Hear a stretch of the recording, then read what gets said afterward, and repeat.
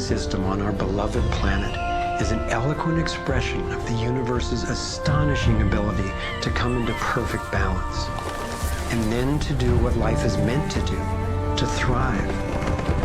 Thriving is the natural flow of life.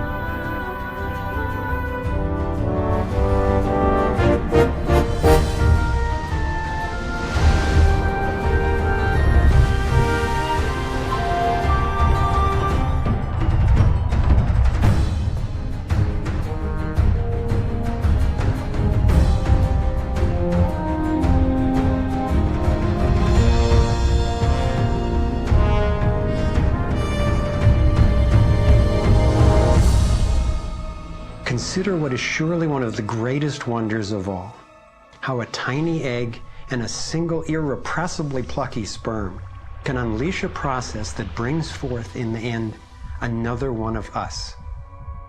A being of vast ability and unlimited potential, with a brain capable of complex and soaring self-reflection, legs made to dance and run, fingers nimble enough to weave a basket, play a violin, caress a face. If nature teaches us anything, it is that life is meant to work, and that like every living thing, our purpose is to thrive.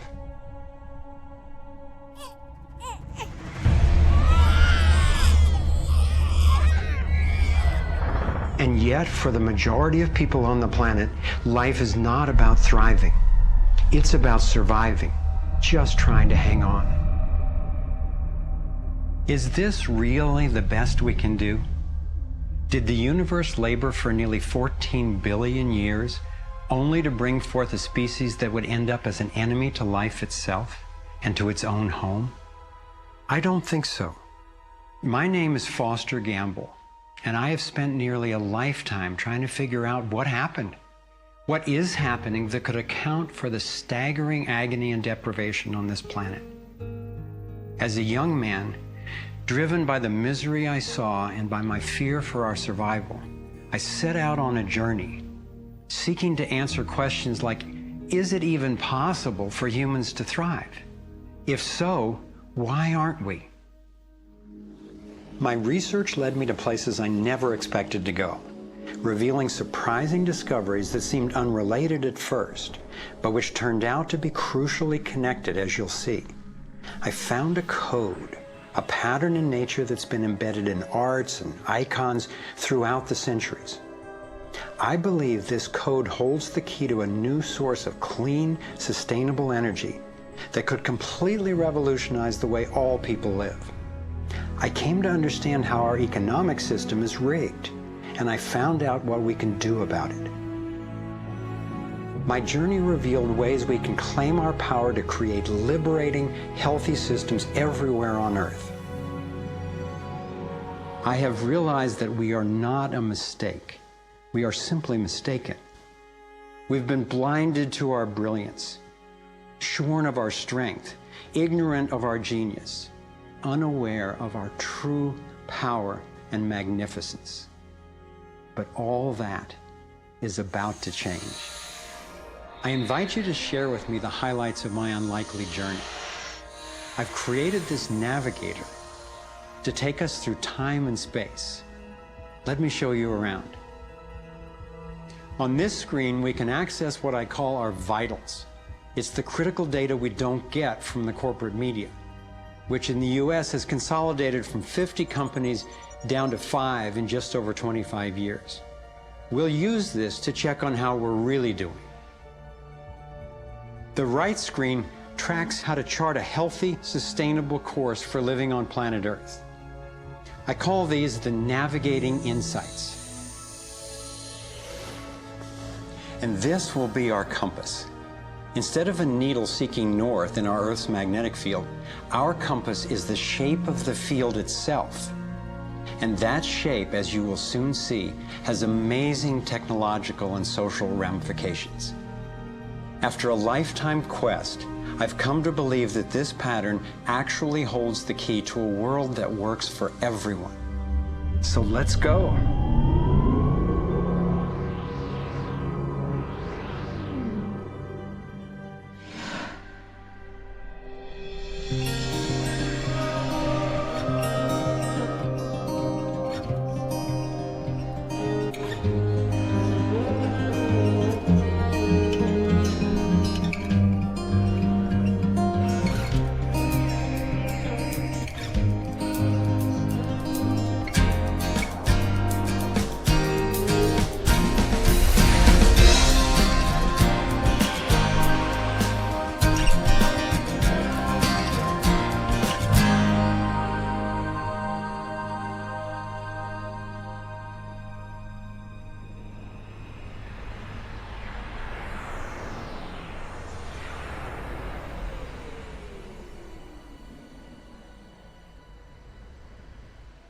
I grew up in a world of privilege and power, attending elite private schools and then Princeton University.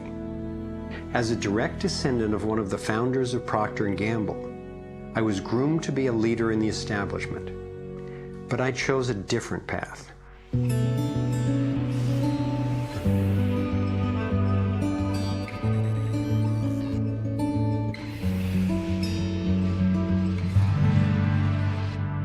I began to wake up when I was in elementary school. Adults were teaching me that the way to protect myself from a nuclear explosion was to duck under my desk and cover my head. That's when my serious questioning began. A couple of years later, I had a direct experience of universal energy. It happened one day when I was riding on a school bus, gazing out the window. I had a vision of a whirlpool pattern, and I just knew that the flow of energy I was seeing was the same in an atom as in our entire solar system.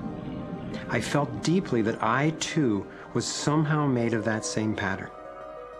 This vision was what originally got me into science, into trying to figure out how the universe works and how we humans fit into the overall pattern of life energy. Years later, I learned that the pattern I saw is known by some in the scientific world.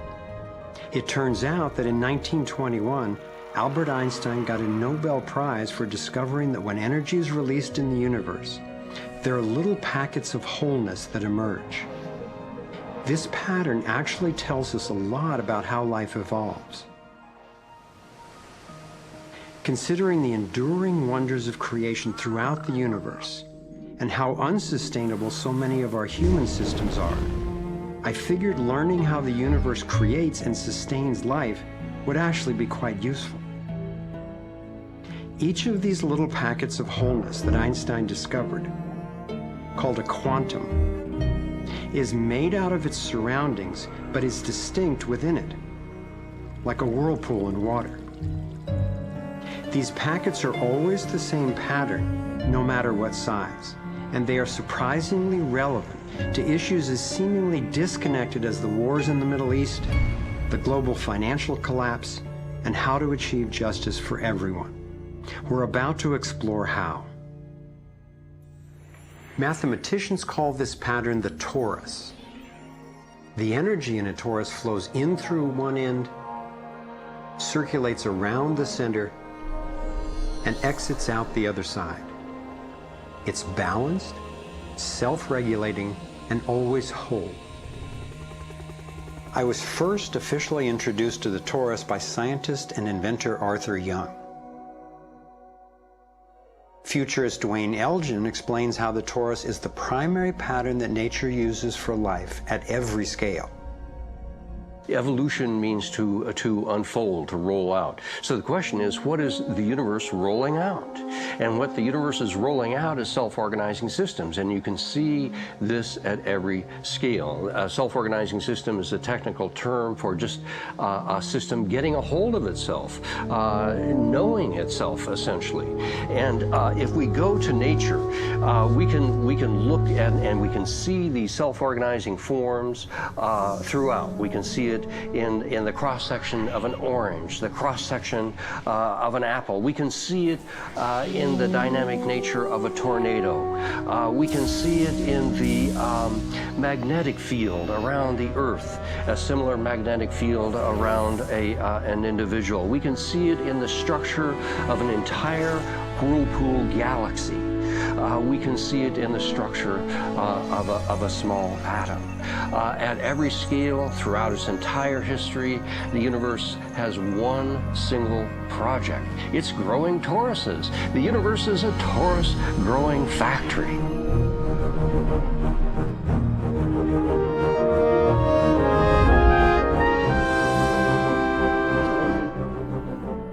These toroidal dynamics are visible at various scales. One of them is at the galactic level, which are huge spinning structures with billions of stars in it. Looks like typically big arms of galaxies spinning around, and they have vortices that goes from the center out to the edge of the galactic halo that surrounds them. Stars move from this galactic disk out to the halo, down the vortices, and back out again. Stars like Arcturus, for instance, we know have done that path already. That's the appropriate description even for the atmosphere of our planet. The weather goes from the North Pole down to the equator and then back up, from the South Pole up to the equator and then back down. Even the dynamics on the surface of the sun are very similar. Of course, here we're looking at it from an external perspective on a small scale model. When you look at the solar system embedded in the galaxy, embedded in the cluster, embedded in the supercluster, we're traveling in this boundless sea of infinite torus flow.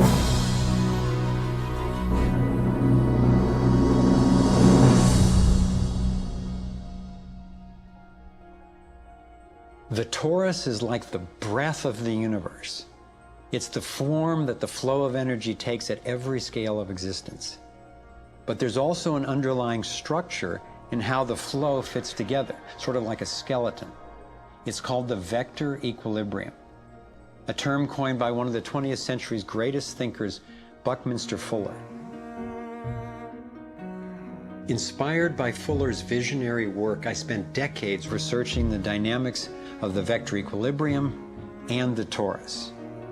I became so excited by the potential of the toroidal energy form that in 1997 I co-founded a multidisciplinary think tank called the Sequoia Symposium to study the pattern and explore its applications.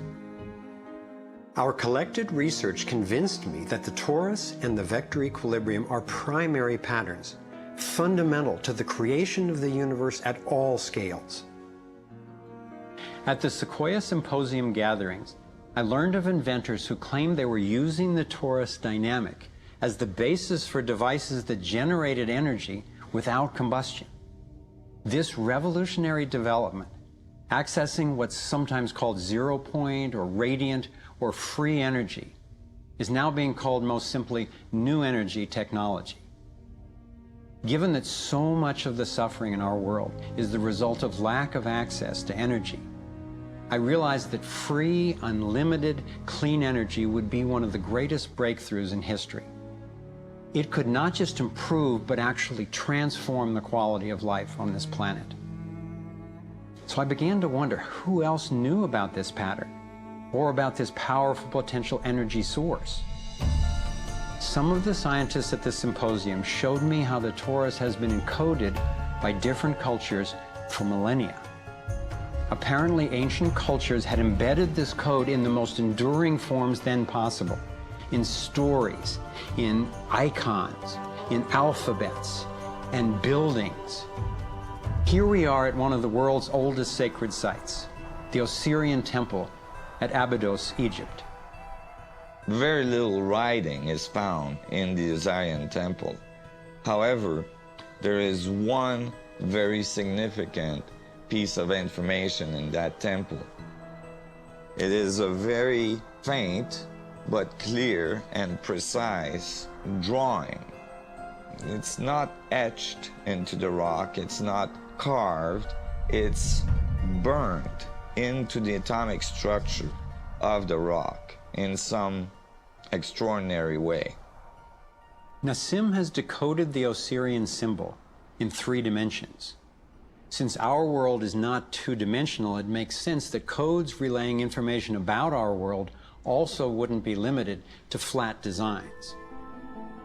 His 3-dimensional version of the Osirian symbol starts with the vector equilibrium, a perfectly balanced force field with 12 equal energy lines radiating out. They stabilize its center like the 12 spokes of a wheel. The primary pattern of balanced energy flow around this structure is the torus.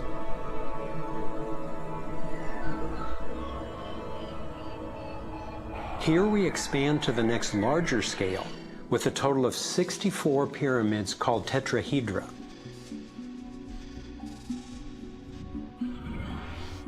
If we then put spheres in, representing the toroidal energy field surrounding each of the pyramids, and then we drop away the pyramids,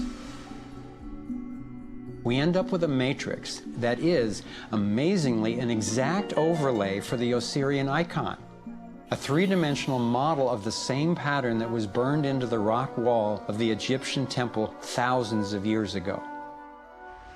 Now we travel across continents, from Egypt to China, where the same geometry appears at another sacred site built in 1420. Then you go to the Forbidden City, where the sun gods reside, and where you find at the entrance the food dogs, the guardians of the knowledge. They guard the knowledge under their paw. The same geometry of 64 energy units is encoded again. I started wondering, is it just a coincidence that the exact same design appears in significant places on two different continents? But then Nassim showed me that this geometry of 64 is encoded time and again in cultures across the centuries and from all over the world. The Hebrew Kabbalistic tree of life creates the same structure we just saw, with the vector equilibrium again embedded at every level. The ancient Chinese system of wisdom called the I Ching is based on 64 hexagrams, symbols with 6 lines in a set, some continuous, some broken. These can be put together as the 6 edges of a tetrahedron, and together would form the 64 tetrahedron crystal.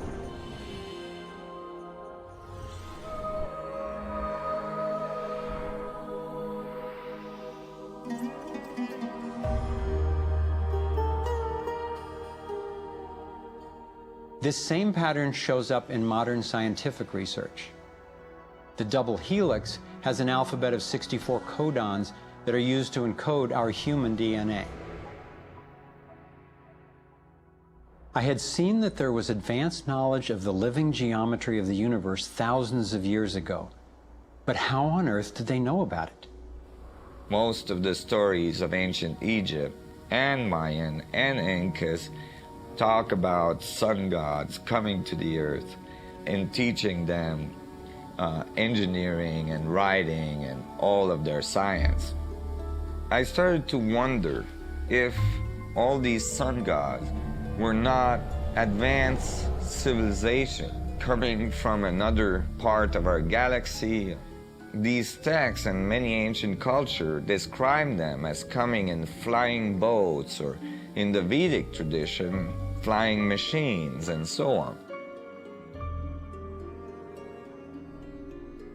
There is many mention of these sun gods coming through time.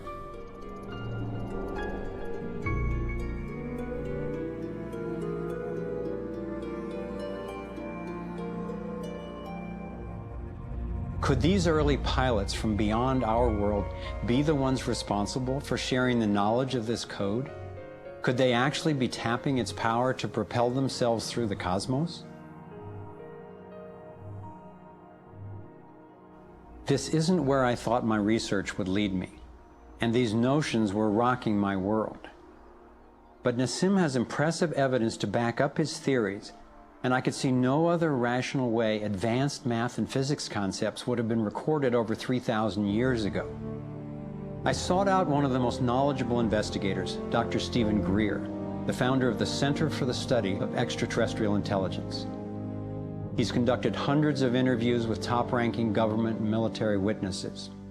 And so when we talk about extraterrestrial intelligence, we're talking about civilizations that have reached the point of being sentient like we are, but whose technologies and perhaps social capabilities are such that they've been able to become interstellar or interplanetary civilizations. And when you look at the fact that the most conservative estimates are in the Milky Way galaxy that there are at least 10,000 Earth-like planets that have intelligent life on them, and that at least half of them are likely to be as advanced or more than ours, it's almost a certainty that there's intelligent life out there that have mastered the laws of the universe beyond what's currently taught at MIT and Caltech to be able to transfer through space-time in real time through vast distances of interstellar space.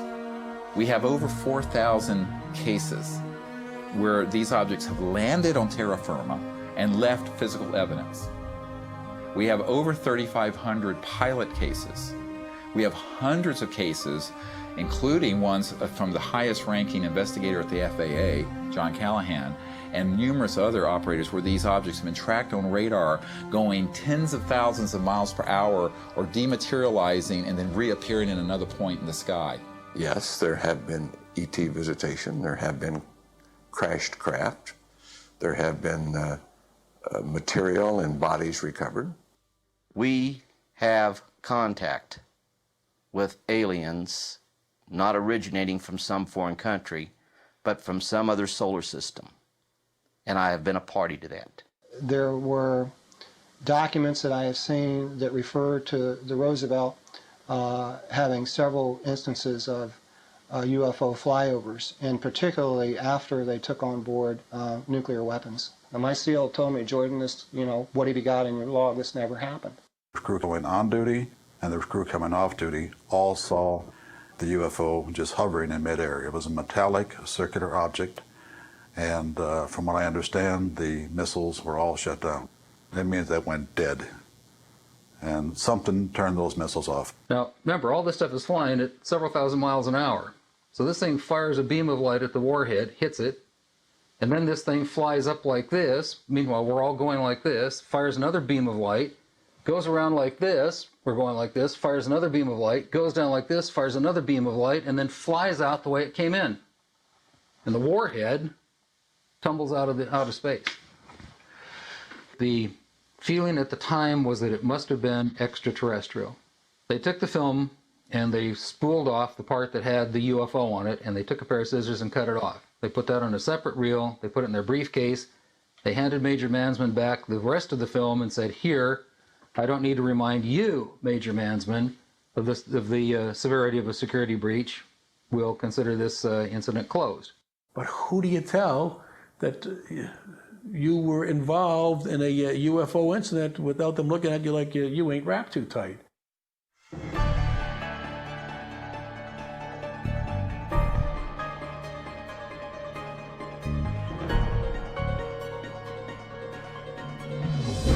Out of all of the evidence for the existence of UFOs, one extraordinary phenomenon continues to astonish and inspire me.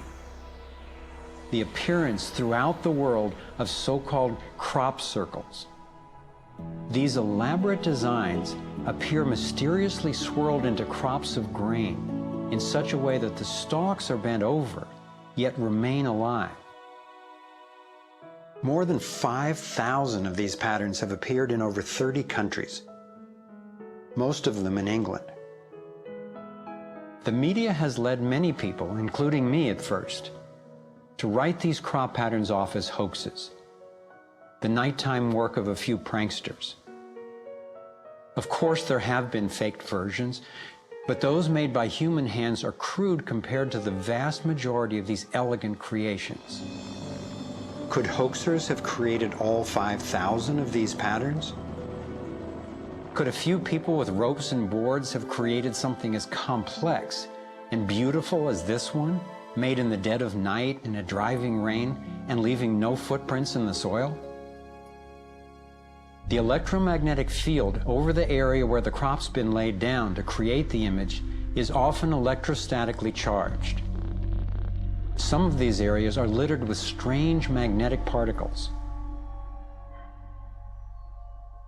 One of the most amazing crop designs is not a circle, but a rectangle that seems to be a direct response to a message sent out into space in 1974. The message was a radio signal depicting our planet's location in our solar system and Earth's people, in hopes that it might be received and interpreted by an extraterrestrial intelligence. 27 years later, in 2001, this crop design appeared in England, along with what could be a self-portrait of the sender. This message matches the format of the NASA signal and describes a different solar system from ours, a picture of the sender, non-human DNA, and a microwave antenna they apparently used to communicate, rather than the radio antenna that we used. The antenna symbol had appeared a year earlier in exactly the same field, right next to a working radio wave antenna, like the one NASA used to send out the original signal. NASA continues to officially deny extraterrestrial contact of any kind. And yet, year after year, these spectacular creations appear.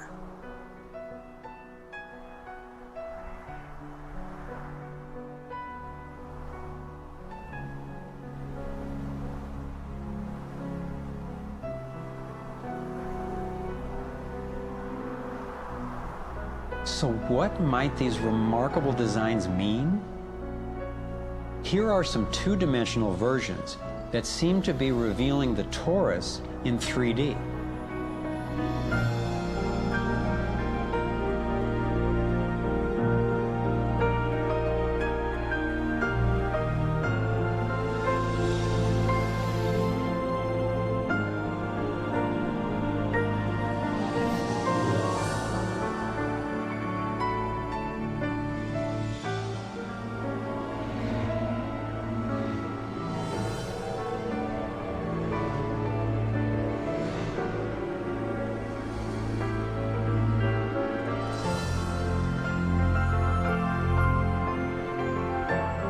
And here is the vector equilibrium.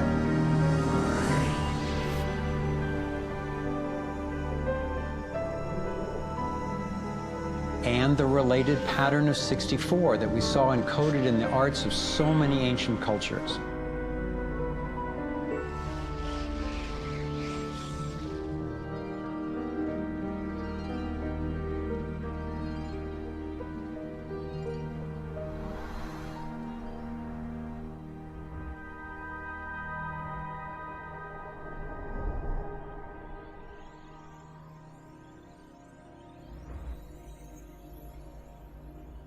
When I saw the coherence between the crop circles and the ancient encodings, I thought regardless of whoever created them and wherever they're from, there must be an important purpose to these designs. They're so coherent. I've come to believe that the pattern of the torus and the vector equilibrium, especially in the form of the 64 tetrahedron crystal, is showing us how energy works in the universe so that we can learn to align with it. I believe that they're giving us a model for accessing energy in a clean, safe, and limitless way, and a new means of propulsion. What more important message could there be to get to us, and especially now, from their perspective, as we're beginning to extend our careless reach beyond our planet? I got further confirmation of this notion when I met Dr. Jack Kasher, a former professor of physics at the University of Nebraska, who has also researched UFO phenomena. Presenting at a Sequoia symposium, Dr. Kasher showed a remarkable series of drawings by a woman named Lane Andrews, who claimed to have been invited onto an extraterrestrial spacecraft. I was startled to see her detailed sketches of the toroidal energy field that she said propelled the vehicle and protected the passengers. I subsequently interviewed James Gilliland. James has many hours of UFO footage from his ranch near Mount Adams in Washington state. He also claimed to have gone on board an alien spacecraft.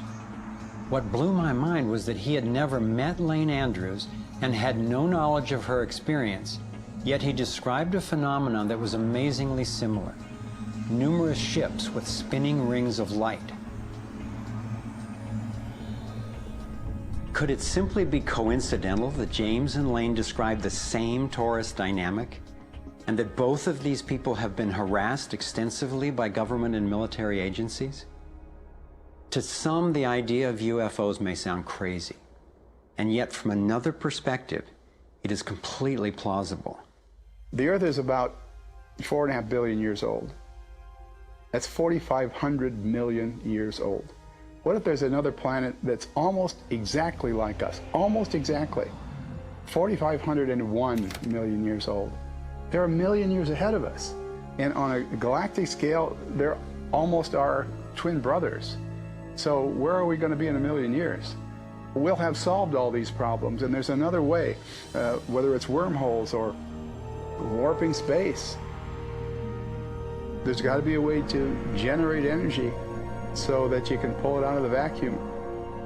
And the fact that they're here shows us that they found a way. This is a major shock to the human system that is in process. I understand why people in our generation, people who aspire to positions of political leadership, etc., never dare go near that question, because it's a worldview challenge. It's a fundamental worldview challenge.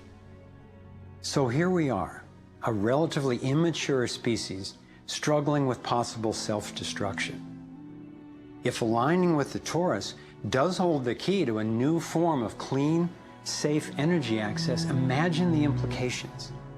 This could be the most important technology breakthrough of our times. So who wouldn't want to have an energy source that's unlimited and freely available? That turned out to be a key question.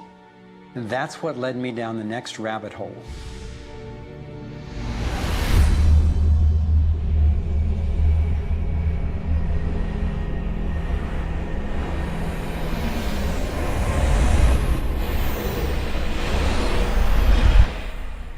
It turns out that scientists as far back as the early 1900s have been developing alternative ways to access electricity without combustion.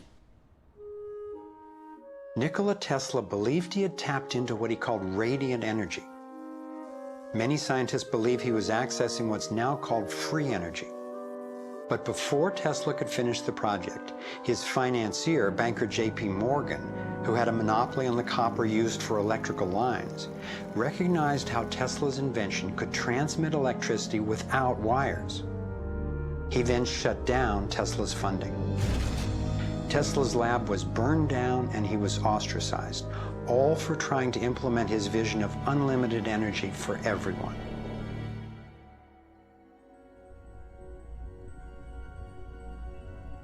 A modern-day inventor, Adam Trombley, was inspired by Tesla's work and by the possibilities of the torus. Trombley built a dynamo, a direct current generator that accessed electrical power right out of the air.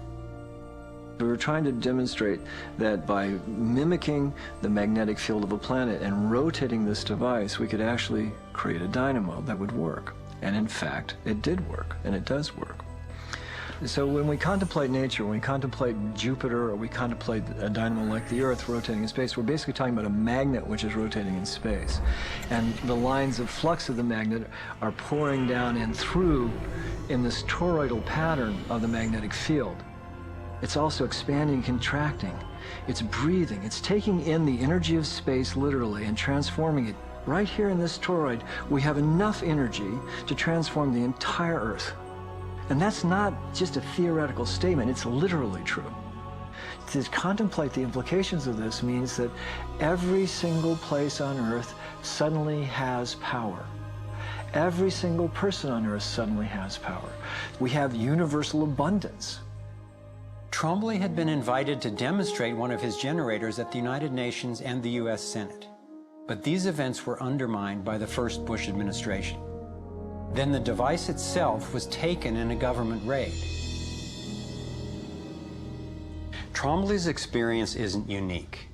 Almost every time I found an inventor with a promising new technology in the field of free energy, he told a similar story of suppression.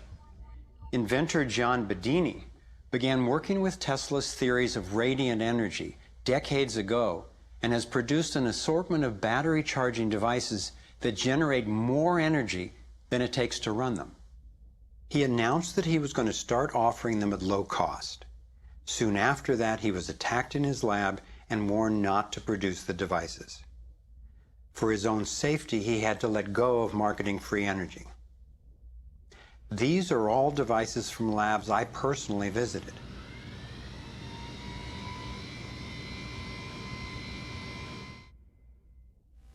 Now,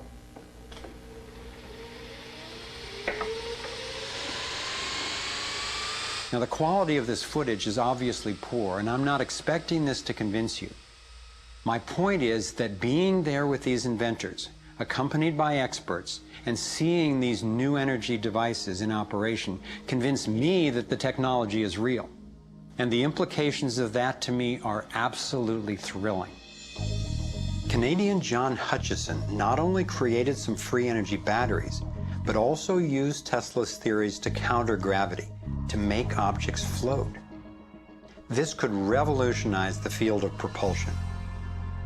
His lab was raided and equipment was taken by police and government officials in 1978, 1989, and again in 2000. One of the scientists we were going to interview for this film was Dr. Eugene Malov, an engineer from MIT and Harvard, and editor of Infinite Energy magazine, which covers both theoretical and technological developments in the new energy field.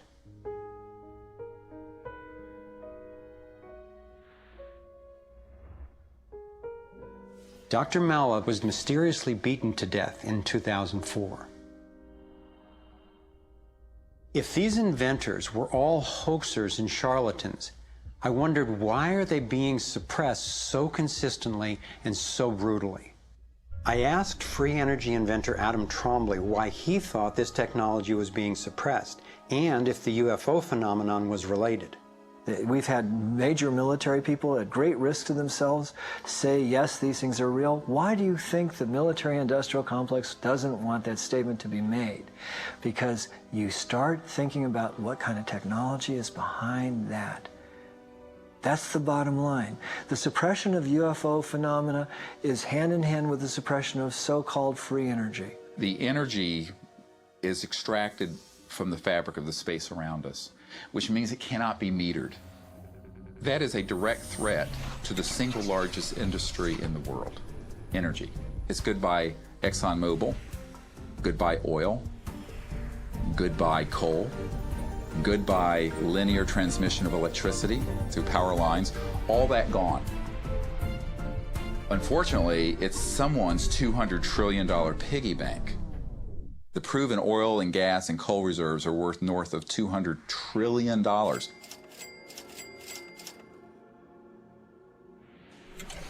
This information coming out would completely change geopolitical power more than anything since, well, in recorded human history. And it would happen in a generation.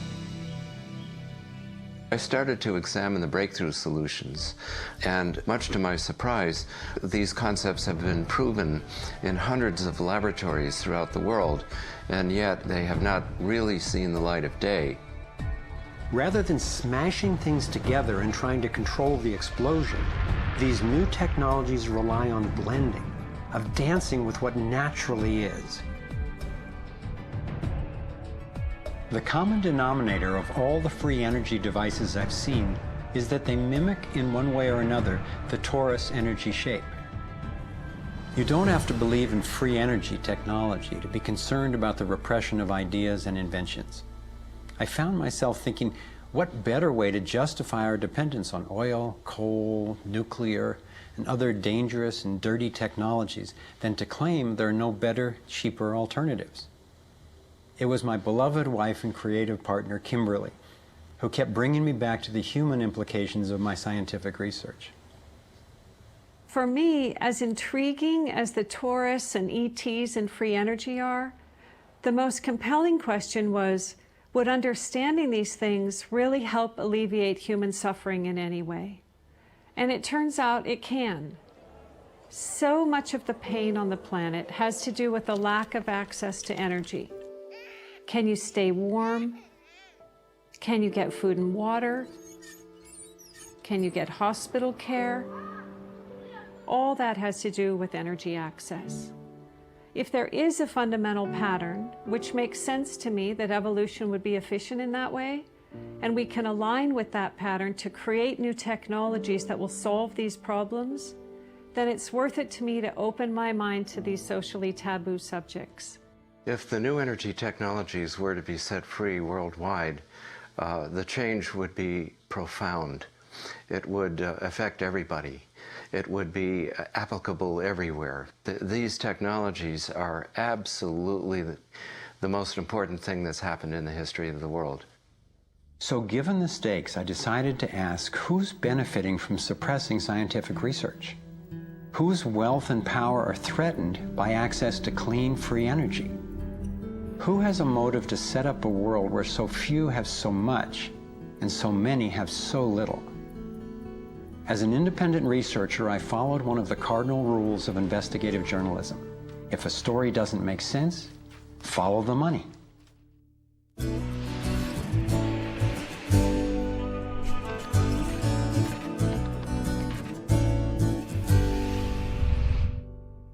Our being dependent on oil ensures that energy corporations continue to reap phenomenal profits.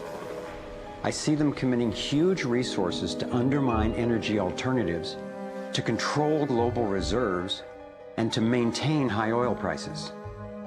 They have enough money and influence to suppress anything that might threaten their monopoly. So who's behind the huge energy corporations?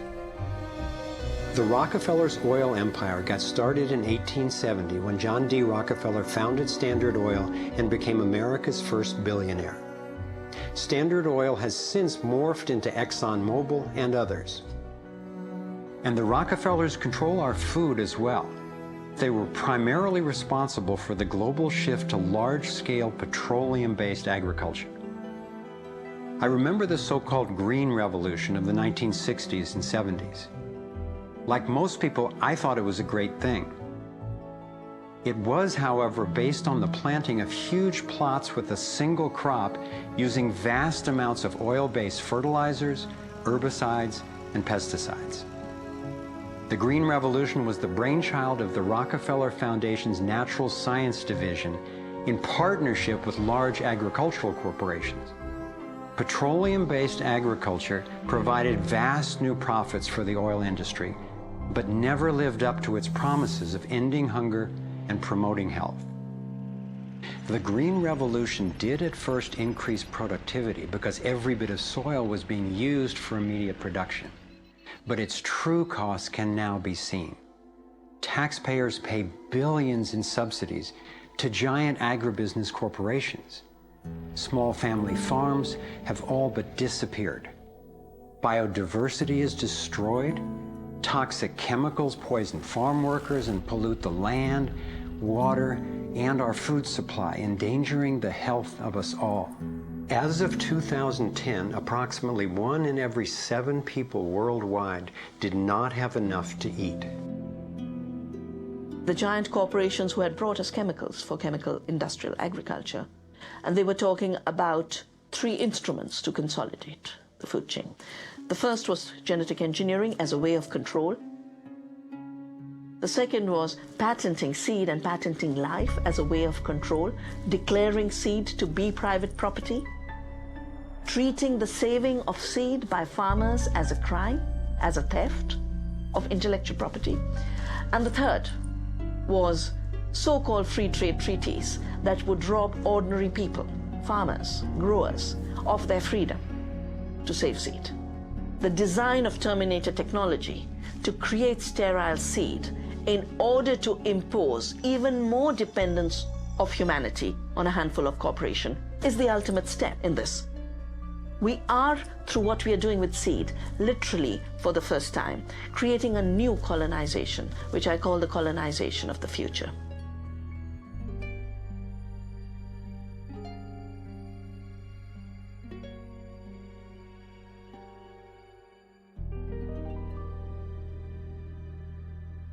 So in 2 crucial areas, energy and food, the same elite banking families and their corporations have taken control, and the consequences have been devastating. For me, it was overwhelming at first to discover such a monopoly of influence, but I knew it was important. Like learning you have a tough but treatable disease. It helps to understand what's causing it and how it operates if the goal is to cure it. So I continued my investigation. If oil and food are controlled by the big banking families, where else does their influence show up? As I followed the money, I began to see this same pattern of control in just about every area of our lives. and I always found the same families in charge, either directly through their banks and corporations or indirectly through their major foundations. Again, it was the Rockefellers who created the National Education Association with help from the Carnegie Foundation and later from the Ford Foundation.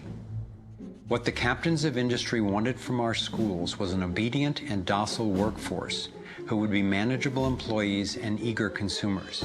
Schools are to establish fixed habits of response to authority. That's why it takes 12 years. You're to respond reflexively when anyone in a position of authority tells you what to do. Like education, health is yet another area dominated by big money and corporations. The American Medical Association, for example, is largely funded by the Rockefellers, who use their funding to influence AMA research and decision-making. The average MD in 4 years of medical school takes one course in nutrition, 2.5 hours in many cases, and the materials used, the curriculum materials, are supplied by the National Dairy Council and the National Livestock and Meat Board and other industries, including the Sugar Association, with products to sell that actually undermine our health in the first place. Unfortunately, the way the system of medicine is set up, medical education is primarily, funded by pharmaceutical companies. So there's a motive to make and sell as many drugs as possible. It's also a very time-effective way of making money for the physician, for the pharmaceutical company, for the whole medical establishment. But it's really perpetuating the problems it was meant to alleviate. Side effects may include nausea, dry mouth, and constipation. Decreases in white blood cells, which can be serious. Sexual side effects, diarrhea, nausea, and sleepiness. Can lead to coma or death. How far will these forces go to make a profit? Would they actually suppress cures for diseases the way they've suppressed free energy technology? Sadly, my research has shown me the answer is yes. One well-documented example is the case of Dr. Royal Rife. In the 1920s, Dr. Rife invented the most advanced microscopes of his time. He also developed a new technique he called coordinative resonance, which was apparently able to destroy cancerous tumors as well as viruses. In 1934, in clinical trials affiliated with the University of Southern California, Rife's treatment was tested on 16 terminally ill cancer patients. Within 3 months, they were all successfully cured. Soon after, a lab testing Rife's technology was burned down and a frivolous lawsuit was filed. Through the efforts of Morris Fishbein, head of the Journal of the American Medical Association, Rife was essentially shut down and ruined, his brilliant and promising work all but forgotten. It was really hard for me to consider that someone might actually be suppressing cures. And cancer has run through my family like a raging river. I found out that it's all about patents. If a pharmaceutical company can patent and make money from treatment, especially one that we have to keep on using, then that's what we get. Otherwise, we don't even hear about it. It's not just Rife who got shut down. Reen Case had an old Indian Ojibwe formula that was effective. Harry Hoxsey and Max Gerson had natural remedies that worked. But if you go and you look them up, the AMA makes them sound like complete quacks. And that's where following the money has been so helpful, because the same powers who control the AMA and their research and funding control the pharmaceuticals. So there's a multi-trillion-dollar financial incentive to suppress cures that can't be patented. Knowing that cures exist has not taken away the anguish I feel from losing so many people I love to cancer. It's given me something really satisfying to do with the pain. And I believe when we take the love and devotion that we have for everyone who's died and who will die unnecessarily, and direct it to developing and getting these cures out to people who need them, we can break this cancer legacy and heal.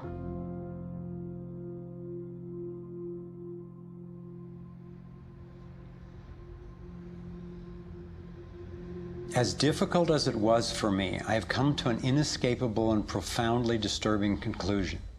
I believe that an elite group of people and the corporations they run have gained control over not just our energy, food supply, education, and health care, but over virtually every aspect of our lives.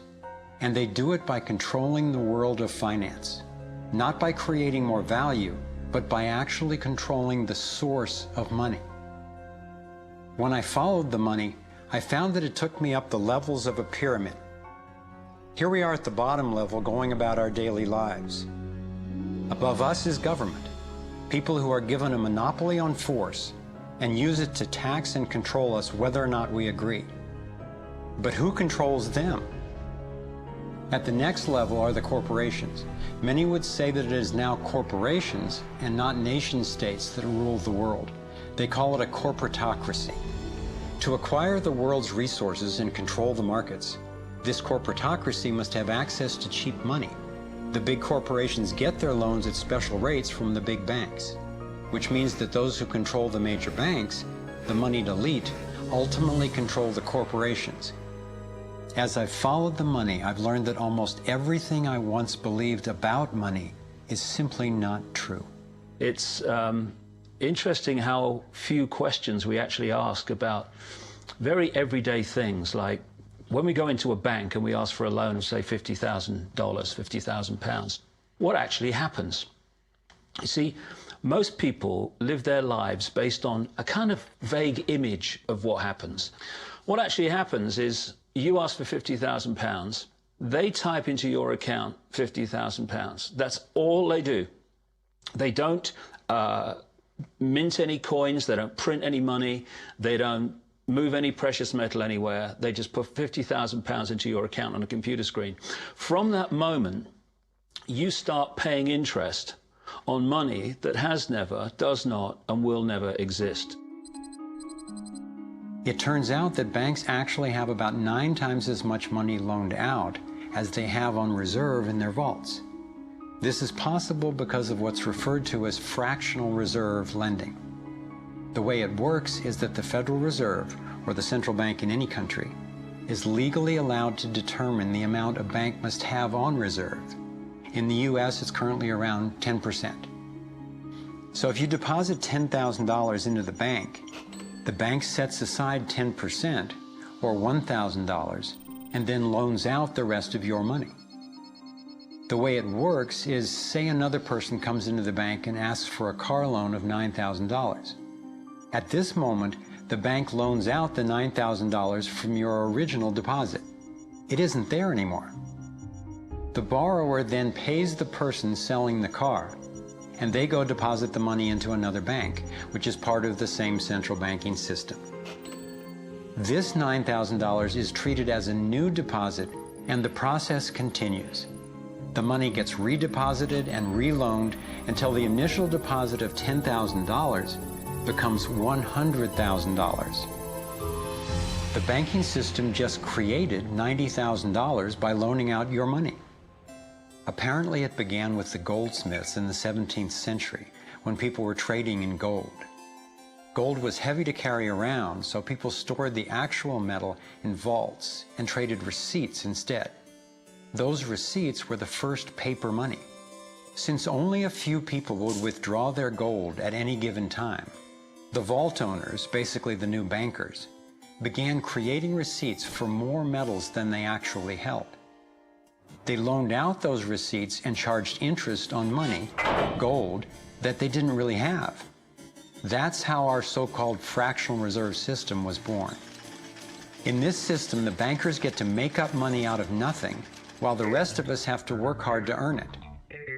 It has created a modern form of serfdom where the mass of society is now working to pay off their debt to the banks.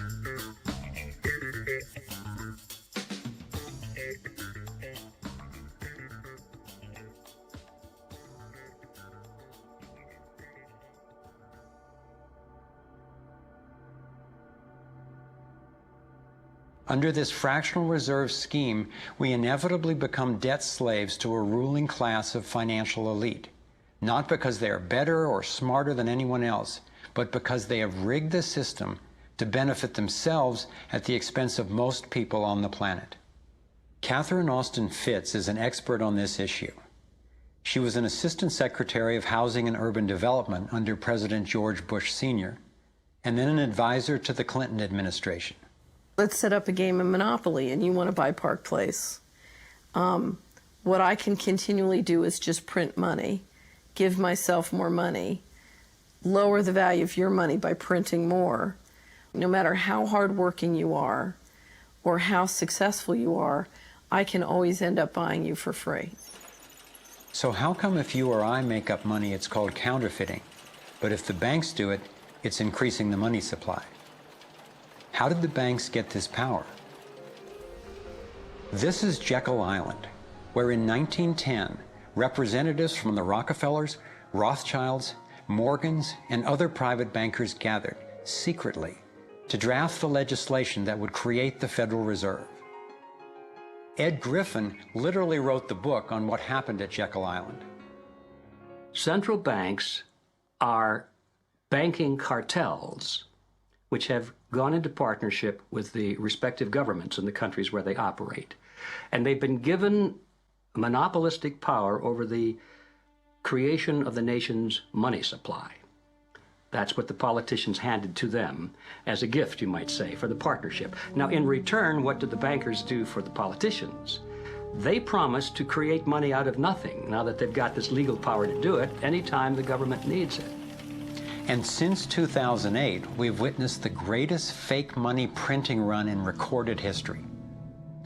This financial sleight of hand disguises the costs, hides who's to blame, and leaves us as debt slaves working to pay off the bill.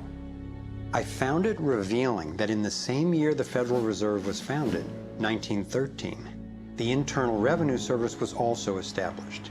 An income tax was then instigated so you and I would have to pay the politicians' debt plus interest to the bankers. The problem is we have a privately owned central bank system in the United States disguised as a government-owned system. Now, if you look in the telephone book here in the Washington, D.C. area, you look up for Federal Reserve in the blue government pages, it's not there. It's in the white pages right next to Federal Express.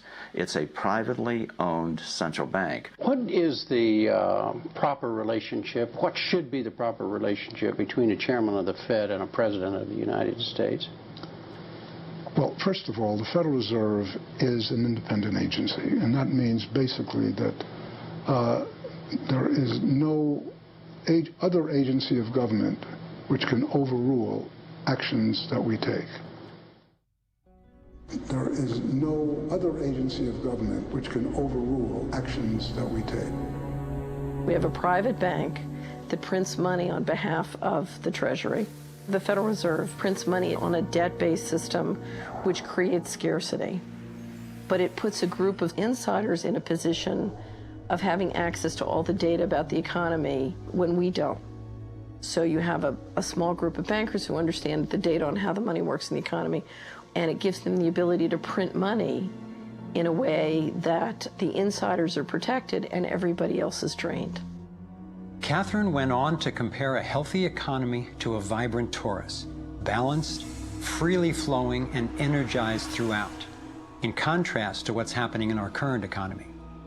What you have is a system that's very dynamic, and it's trying to optimize. But intertwined in the core of it, you have a tapeworm. The way a tapeworm works in your body is it injects a chemical into your body that makes you crave what's good for the tapeworm and bad for you. You have a parasite that's very much manipulating and engorging itself at the expense of the whole.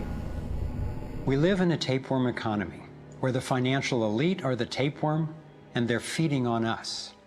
And they don't like it when people blow their cover. After Catherine began exposing government corruption at the highest levels, the FBI raided her company and seized its assets. She was dragged through the courts for 10 years before being found innocent. So we've got the Federal Reserve, a privately owned corporation with a monopoly on creating money, but with no accountability, backed up by a government with a monopoly on force. The country got sold on the Fed as an institution that would help stabilize the economy and remain independent of politics. But in fact, in close to a century of existence, the Federal Reserve has done just the opposite. Since they took charge, we've been robbed through inflation, and the purchasing power of the dollar has declined more than 96%. And the wealth gap makes it clear most of the money is going to a very few.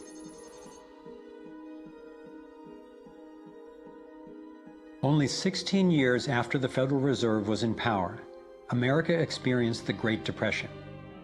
My research revealed that before the big crash in 1929, the elite bankers pulled their money out of the stock market. After the crash, they used that money to buy up cheap stocks and smaller failing banks for pennies on the dollar. Among the bankers who consolidated their wealth this way were the Rothschilds, Rockefellers, and Morgans. A similar scenario played out in the 2008 financial collapse, with the same bankers benefiting. In the years leading up to the collapse, the biggest banks, including Bank of America, Citigroup, and Chase, controlled by the Rothschilds, Rockefellers, and Morgans, were bundling and trading bad loans that they knew would eventually fail. It's like putting rotten oranges in a box and selling them as grade AAA. The bundlers of the debt knew it was only a matter of time before someone would open that box and see that the content was worthless, since they were the ones who packed the boxes in the first place. When the rotten oranges, what we hear about as unsound loans, derivatives, and credit default swaps, were finally discovered, everyone was impacted. People lost their homes, their jobs, their businesses, and their retirements. Meanwhile, the biggest banks who created the problem in the first place were the ones who got bailed out. Why's that? Why would the Federal Reserve give trillions to the banks, even though the majority of Americans were against bailing them out? And why not help those most in need rather than the perpetrators of the financial collapse? My research led me to believe that the same people who created the Federal Reserve, the Rothschilds, the Rockefellers, and the Morgans, still control it, and they use this scheme to bail themselves out at our expense. Many of the banks created are still the most powerful lobby on Capitol Hill, and they, frankly, own the place. I'm convinced that the near collapse of the economy in 2008 resulted from an orchestrated pump and dump scheme designed and executed by the big bankers to consolidate wealth and power. David Icke explains how he sees the Federal Reserve rigging the so-called business cycles. Stage one, it's like throwing a fishing line out. Stage one, you put lots of money, units of exchange, into circulation. You do this by pushing interest rates down, by making lots of loans. This is the part of the cycle we call a boom. Because there's lots of units of exchange in circulation, there's lots of money changing hands. That generates lots of economic activity. That generates jobs. And as more and more money is spent, there's more demand. So companies take out more loans of fresh air money to increase their production. People get confident in their everyday lives. Hey, you know, I work for this company. They've got lots of orders. It's really going great. My job's safe. I tell you what, we can have a bigger house. Then they start to change it. What they do is they pull the fishing line in. They push interest rates up. Now, fewer people, are taking out loans, and they make the criteria for having a loan from the bank stronger anyway. And also, now, as interest rates have gone up, a larger part of people's income is going to pay back the extra interest and not being circulated in buying things. Suddenly, there's nothing like as much money in circulation, and therefore, fewer things are being bought. Companies start to go down in terms of their profits. They start to shed jobs, and they start to go out of business. People lose their jobs. They can't pay the mortgage anymore of the big house they took out in the good times. Now what the banks are doing is starting to reel the fishing line in, because as they go bankrupt, companies and individuals, the banks get the real wealth, the property, the land, the resources that they had signed to them for lending merely figures on a screen. Now this economic cycle of fishing line out, fishing line back, lots of units in circulation, pull them in, has been going on for centuries. And what it's done, it's stolen and accumulated the real wealth of the world in the hands of the few.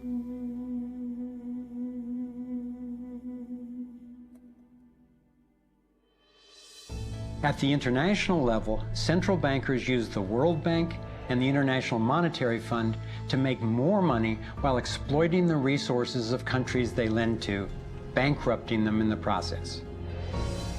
The central bank of central banks is the Rothschild-created Bank for International Settlements. The elite are positioning themselves to control access to virtually everything we need to survive. No matter where you go in the world, the money is controlled by the banking system. They decide if people eat or if they don't eat. Who's a billionaire and who lives on less than $1 a day?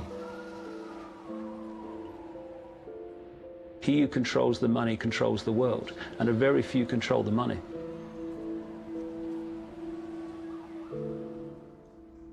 At this point, my view of the world had been turned upside down.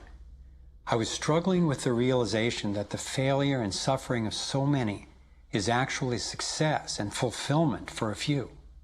The elite central bankers who fooled the world into letting them create money. They already have vast fortunes, so what is their end game? What is their ultimate agenda?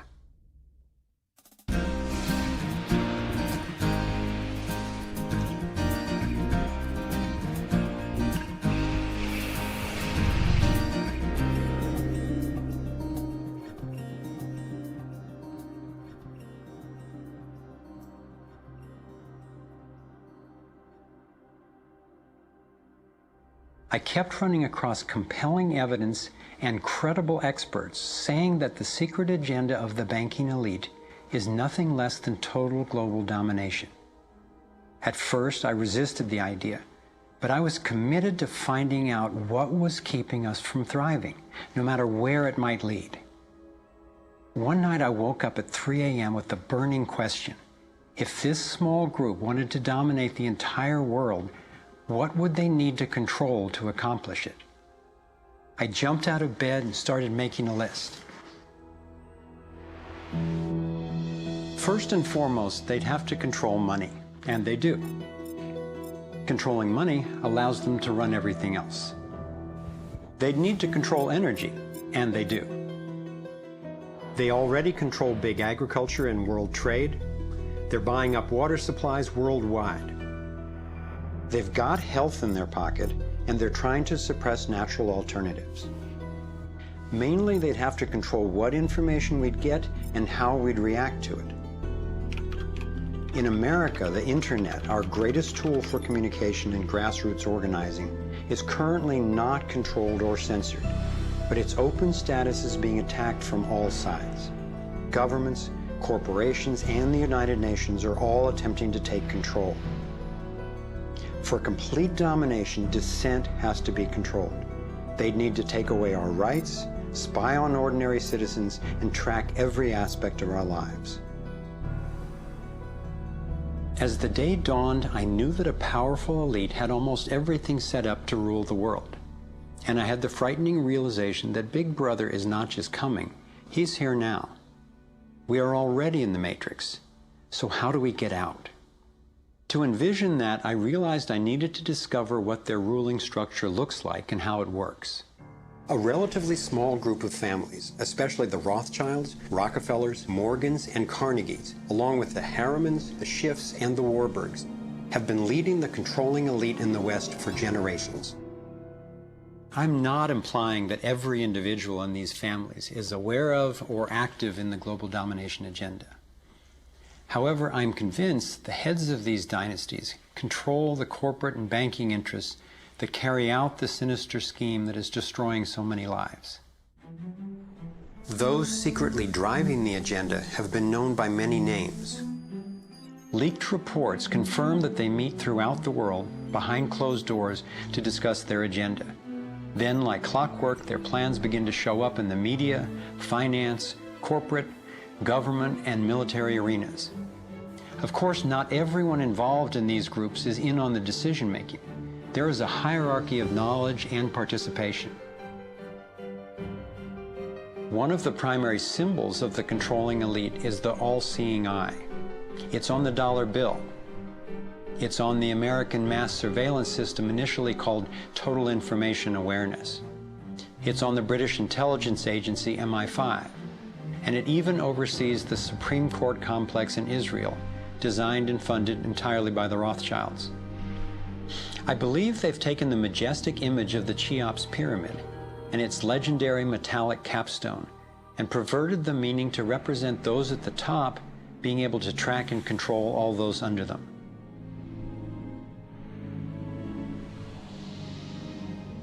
One of the painful ways this information has been used is by people who want to promote anti-Semitism. They wrongly call this a Jewish agenda and continue the ongoing racism that undermines and destroys so many lives. Let me be clear, this is definitely not a Jewish agenda. It's been documented that central bankers even funded both sides of World War II, as well as some of the corporations associated with Hitler's atrocities against the Jews. Since these people have more money than their families would need for generations, and since they have the power to create money, I don't believe wealth is their end goal. After you have all the material things that you could possibly want in life, what is left to excite you? And for many people, the answer is power, global power. They became intellectually elite. They began to think that they had a plan that was better than anybody else's plan. They got the idea that freedom is dangerous. If you give people freedom, you know what? They're probably not going to use it wisely like we think they should. We are smarter than they are. And for their own good, we should rule them. As I came to accept the idea of a ruling elite planning for total global domination, I began to hear these same people actually talking more boldly and publicly about it, only they call it the New World Order. When we are successful, and we will be, we have a real chance at this New World Order. It is a new world order with significantly different and radically new challenges. A new world order can be created. It's a great opportunity.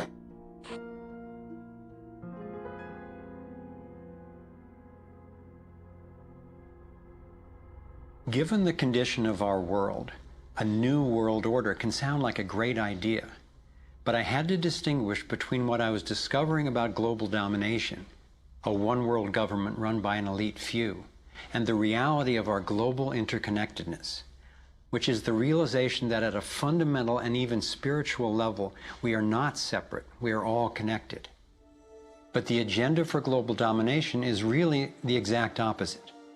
It's a divide and conquer strategy to keep us all pitted against each other, thinking that it's the Democrats or Republicans, the liberals or conservatives who are the problem, when both parties are ultimately serving the same plan. I believe we're heading toward a totalitarian world authority, actually a military dictatorship, run by a tiny elite who have all the power and make all the rules.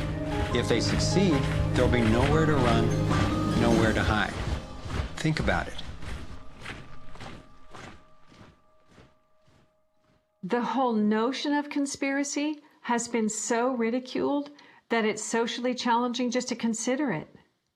And there's always a reasonable sounding story to explain any one incident on its own.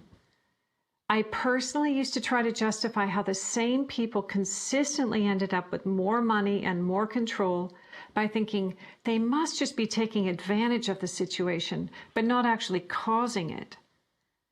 But after nearly a decade of putting the issues and the evidence together, I am convinced it is not random, and that a few very powerful banking elite families and their political and corporate partners do have an agenda to dominate and control the rest of us. Once I got the reality and the scope of the agenda, I really had to think, how much do I want to know about this?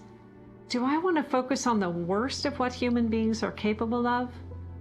I decided it is worth knowing who these people are and how their organizations operate, because on the other side of the rage and the sadness are clarity and strength, the power we have to focus our efforts effectively now that we understand what's really going on.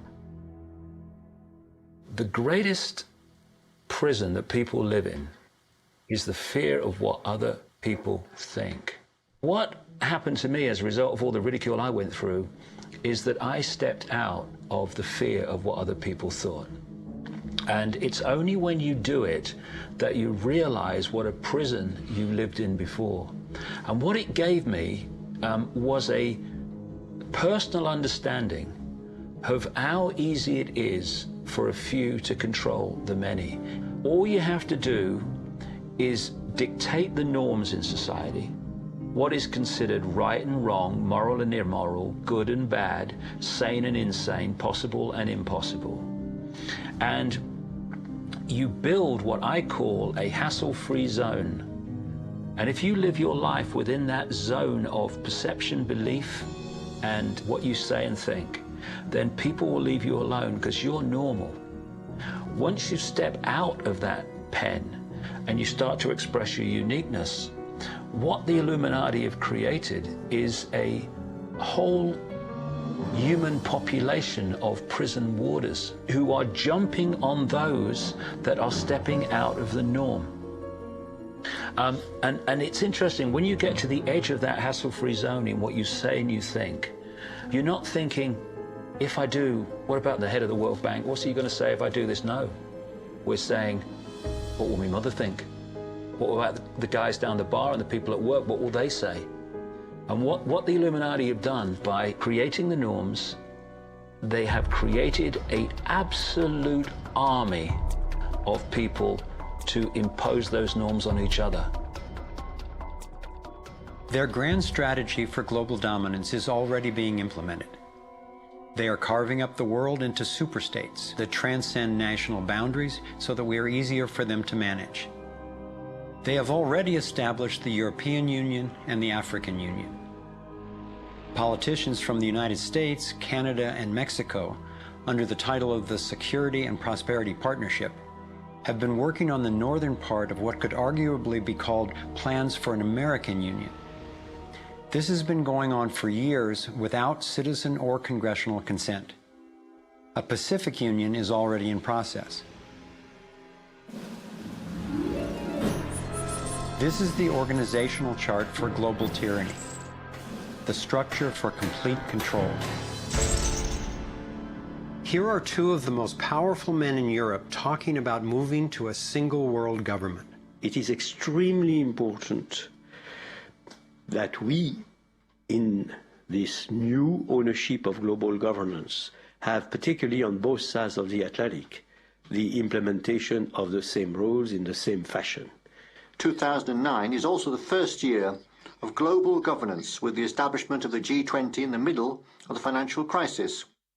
On the international level, the central banking elite have put huge organizations in place to implement their policies, including the World Trade Organization, the World Health Organization, the World Bank, and the International Monetary Fund. John Perkins is a man who knows from decades of his own experience as a so-called economic hitman how the collusion of banks, corporations, and governments has taken over countries around the world.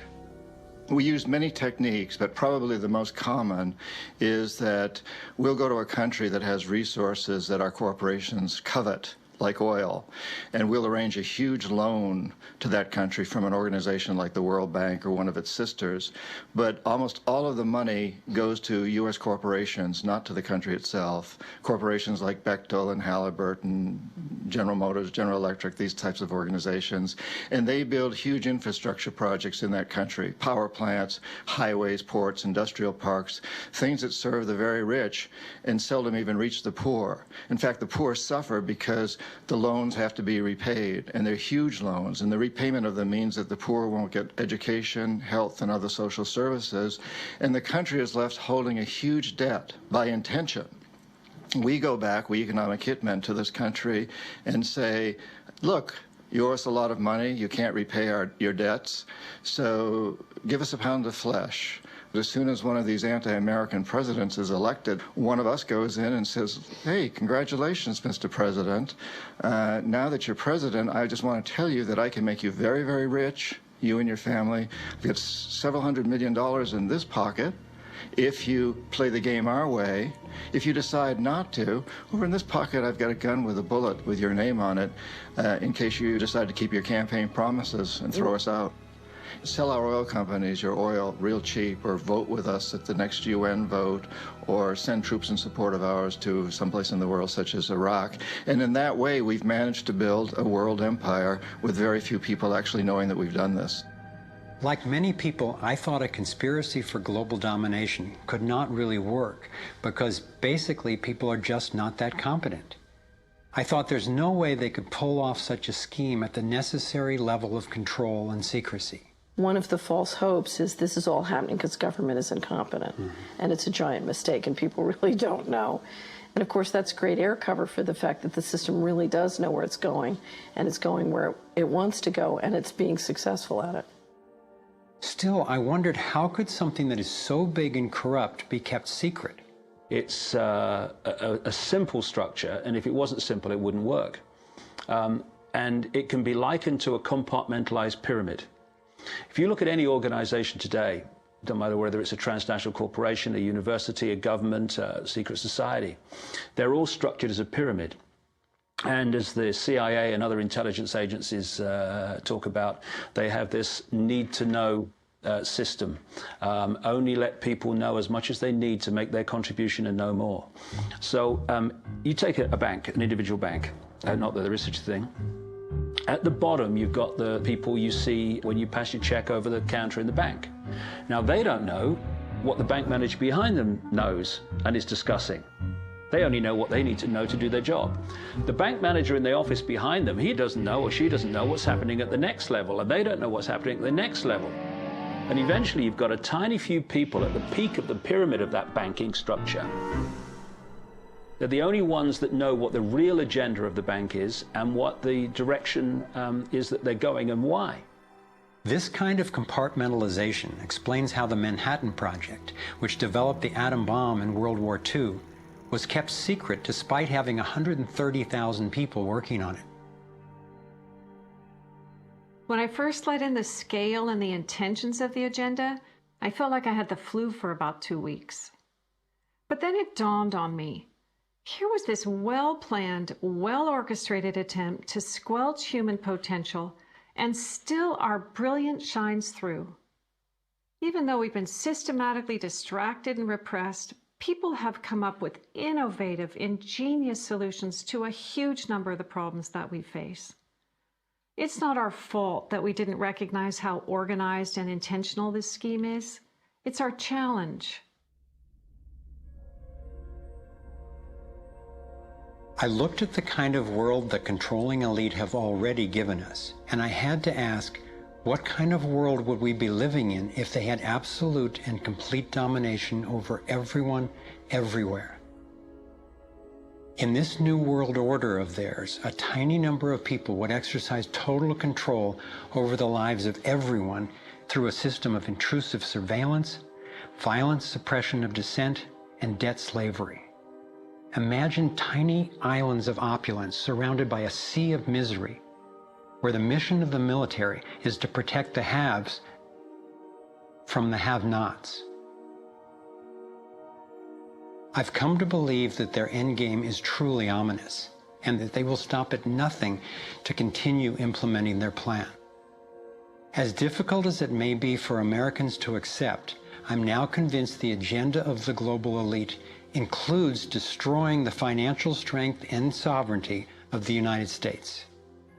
With its history of free speech and armed revolt, America represents the major hurdle to global consolidation of power.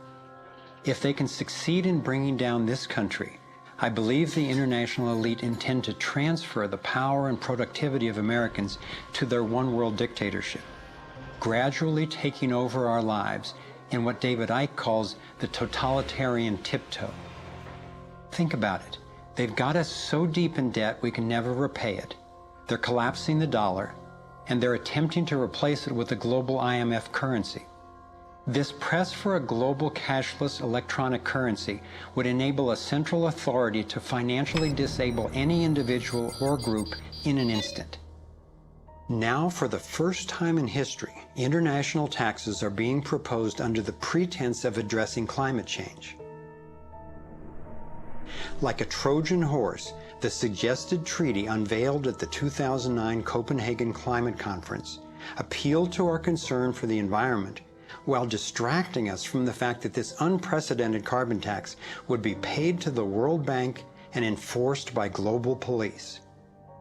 There are ways to address our obvious need to curtail pollution without creating a tax base for tyranny.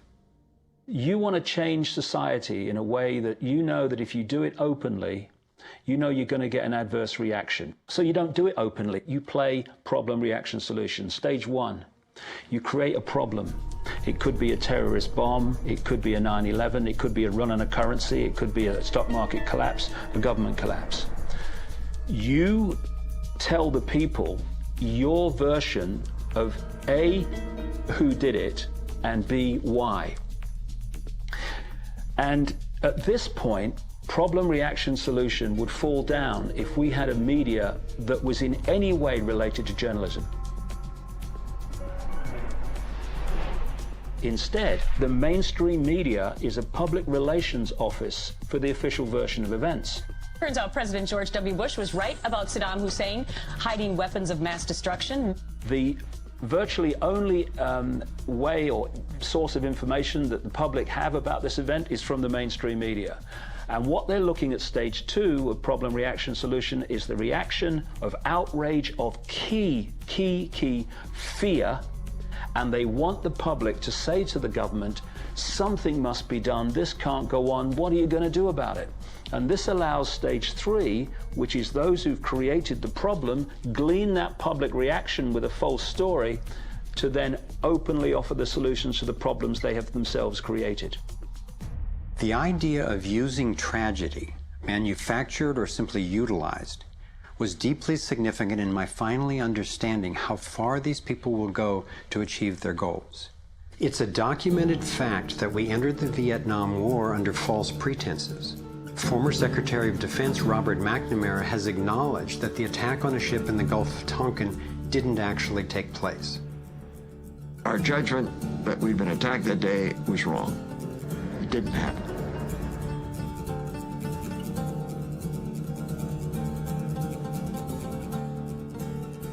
More recently, former President Bush used non-existent weapons of mass destruction as a pretext for invading Iraq. Tactics like this are sometimes referred to as false flag operations. An increasing number of people believe that 9/11 was a false flag operation by the global elite in order to set the stage for taking over Middle East oil and dismantling U.S. constitutional protections. There are lives in the valleys. There are people under fire. There are children at the cannon. There is blood on the wire. There is blood on the wire. There is blood on the wire.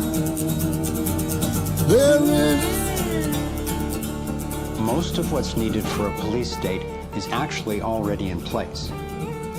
Right now in America, any of us can be imprisoned without warning or due cause, and we can be kidnapped, tortured, and assassinated legally if the government decides what we are doing is a threat to their plan.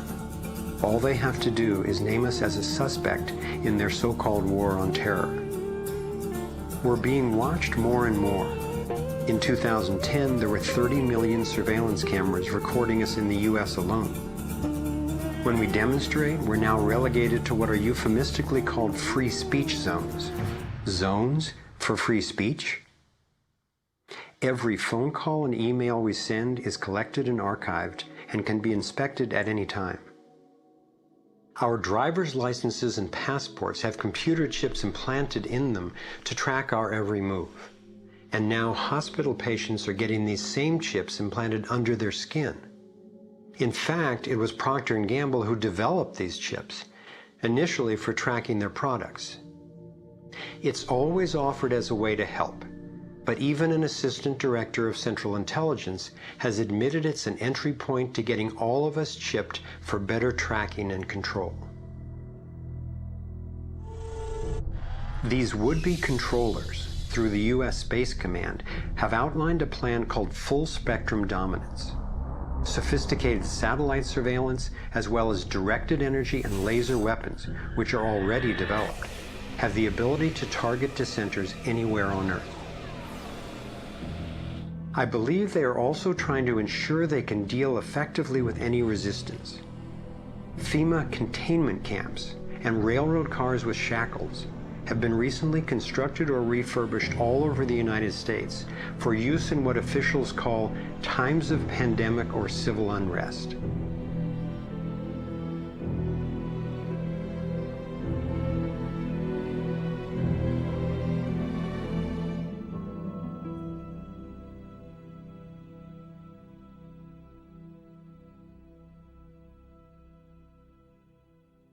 There's one more brutal realization about the global domination agenda that I need to share.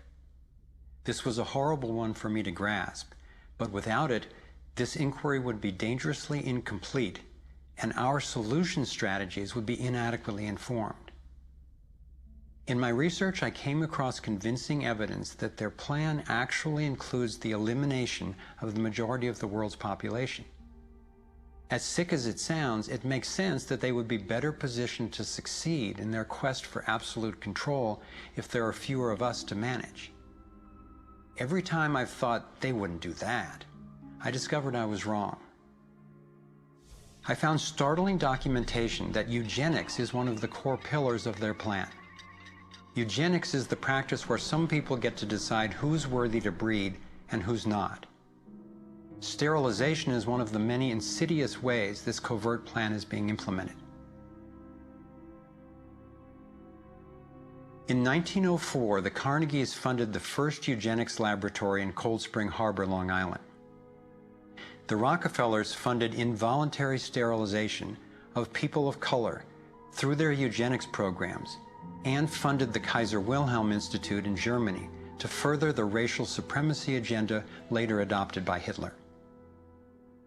In 2007, the U.S. Department of Agriculture and Homeland Security funded a proposed project to aerial spray over 7 million people in urban areas of Northern California. After citizens organized against the plan, officials were forced to reveal that the spray included multiple toxins that can cause disease and disrupt the reproductive cycle. Fortunately, civil resistance stopped the project. The U.S. government has been caught over 30 times covertly experimenting with toxic chemicals on its own citizens, from soldiers, prisoners, and Native American reservations to entire towns and counties. Mass covert sterilization of women and girls, usually using secret additives to vaccines, has been exposed in Brazil, Puerto Rico, Nicaragua, Mexico, and the Philippines. These have been under the auspices of such programs as John D. Rockefeller's Population Council, the U.S. Department of Health, Education, and Welfare, where Nelson Rockefeller was undersecretary, and the Rockefeller-founded World Health Organization. Novartis and Syngenta, in cooperation with the U.S. Department of Agriculture and the Department of Defense, have field-tested a spermicidal strain of GMO corn that would render male consumers infertile. This was quietly announced as a contribution to the world overpopulation problem. The list goes on and on. Right now, global human fertility is plunging. I'm convinced that this is no accident. For me, being willing to consider and research a direct depopulation agenda was critical to my getting the whole picture and to generating responses that could be sufficient to the task we face. I know this may sound crazy, but imagine that it's 1932 and we're in Germany. If I told you that in the next decade millions of people would be exterminated, you would say impossible. No one would do such a thing.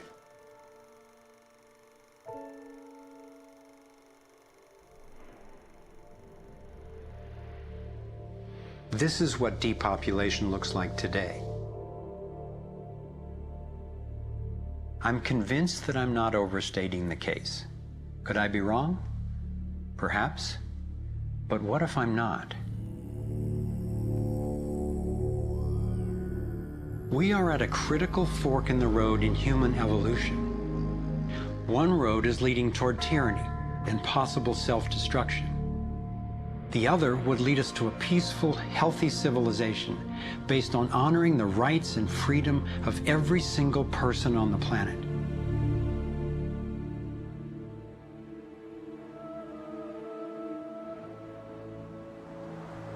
To set off in this new direction, it's up to you and me to clear that road. The time has come to say, enough. There is another way. I believe that together we have the knowledge, the resources, and the solutions to meet that challenge.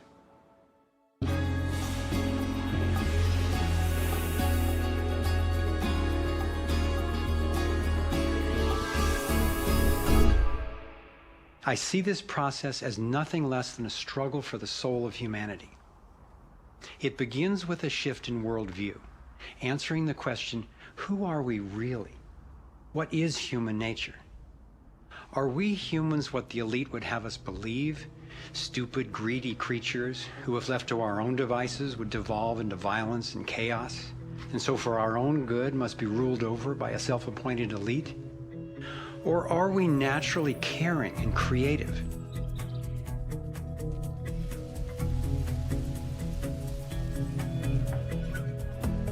I believe when people are healthy and have what we need to survive, we can create a world based on integrity, freedom, and compassion.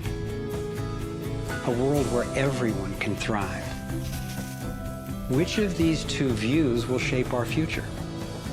That's our choice now. The agenda of the ruling elite is the product of a destructive worldview, based on their beliefs that there's not enough to go around, that some people are more deserving than others, and that their own safety depends on maintaining absolute control over the rest of us. In short, their worldview is based on scarcity and fear. But as powerful as they are, the architects of the New World Order cannot create their dreadful vision without our collusion. To stop them, to render their agenda obsolete, we have to wake up. We have to take action.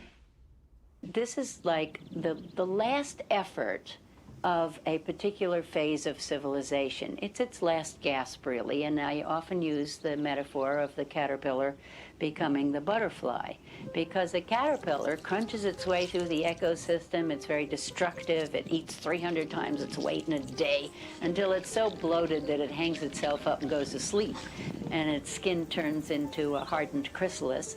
And then in its body you get these imaginal cells, biologists actually call them that, forming within the caterpillar's body. The caterpillar's body then actually becomes a nutritive soup for those cells.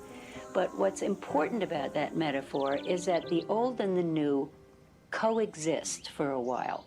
And it's the job of the caterpillar to preserve its life. It's a desperate government that we have now trying to control oil in the Middle East and wanting now to promote nuclear energy and all these things that they know better, but they have to play out the role of protecting themselves. It's their job. And if you love butterflies, you don't go around stepping on caterpillars. So we can't hate them. It doesn't do any good. But if you want alternative energy, you don't ask an oil economy administration to produce it for you. We have to produce it. We imaginal cells have to show that it's cheaper, more efficient, and more effective. Our job is to build the new world. If we had the vision and a worldview that says our crisis is a birth and everybody's needed and everybody will have more of what they truly want, you could turn this desperate world into a renaissance of human creativity and love. It may seem that the controlling elite has all the cards, but we have many advantages of our own. First, let's talk numbers. Very few people are consciously perpetrating the domination agenda. Most of those helping to implement the plan don't understand the full picture of what they're a part of. By my calculations, we outnumber the actual architects of the plan by more than 1,000,000 to 1 in the US alone. Entrepreneur and environmentalist Paul Hawken estimates that there are now well over 1 million organizations in the world that work towards social and environmental justice, comprising the largest social movement in the history of humankind. This movement, when connected electronically, could become a network of networks that will be the most powerful activist force for change ever. If you look at the people who are involved with restoring this earth and stopping the damage and resisting the depredation and nurturing change and reimagining what it means to be a human being, and you're not optimistic, then you might want to get your heart checked, because there is an extraordinary, beautiful, gorgeous, fierce group of people in this world who are taking this on. The second important advantage for us is that all the power centers that the elite control require our participation. If enough of us withdraw our support, their plan can't work. This is true of the central banks, the military, the corporate media, the government, and more.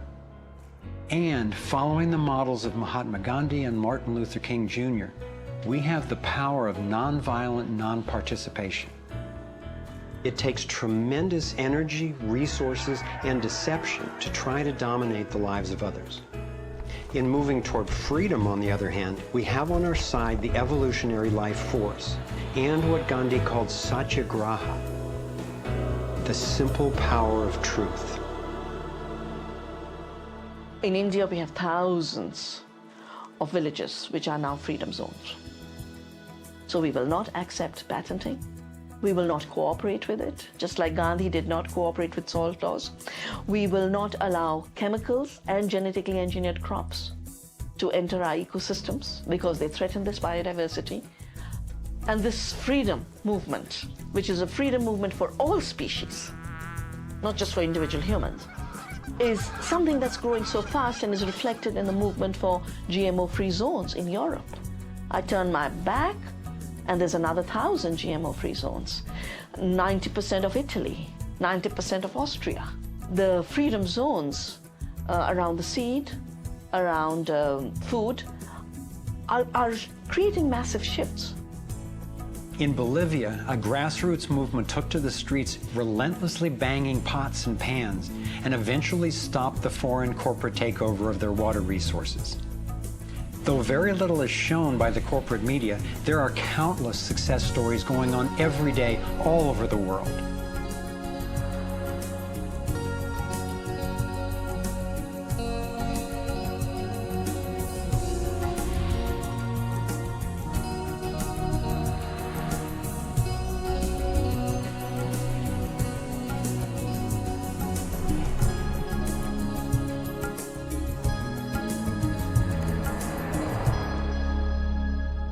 I wasn't willing to make this film until I knew there were responses that are a match for the crisis.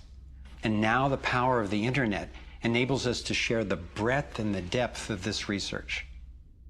We've spent years creating a vast website, thrivemovement.com, that brings it all together and makes the information and what we can do about it accessible to everyone.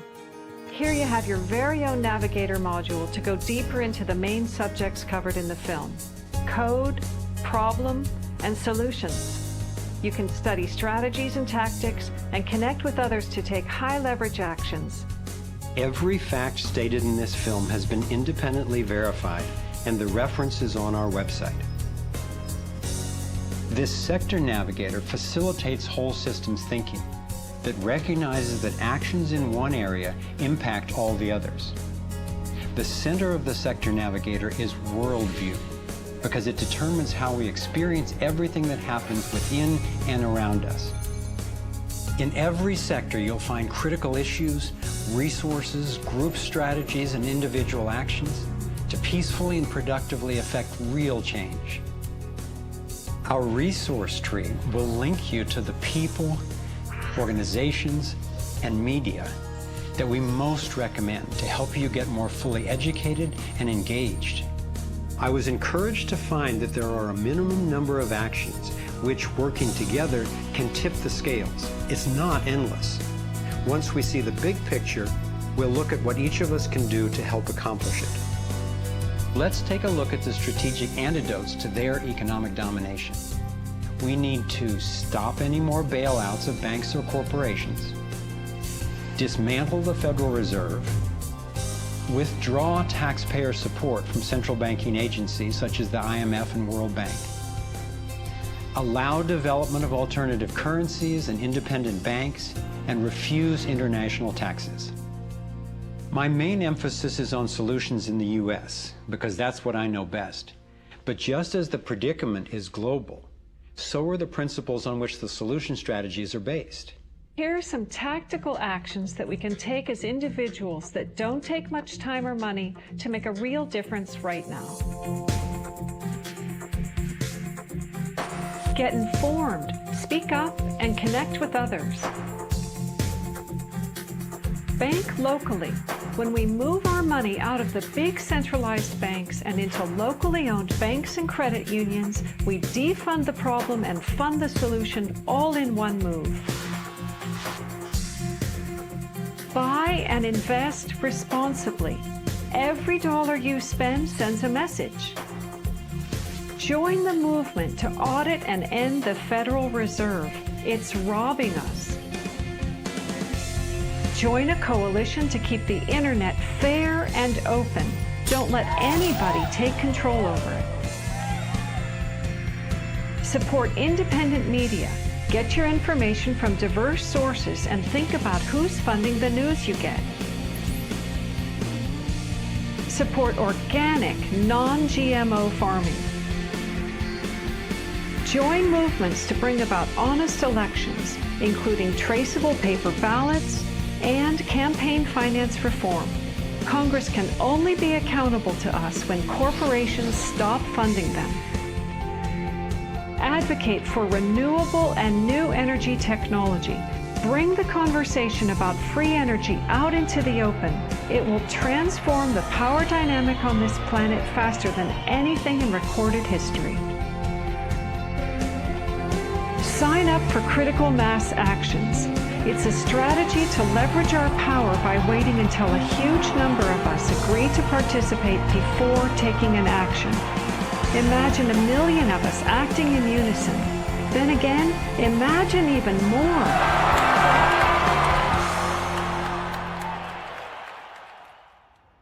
I've been inspired by how many grounded solutions and real-life problem solvers there actually are. Akila Sherrills is one person whose work especially touched me. He helped broker a gang truce between the Crips and Bloods.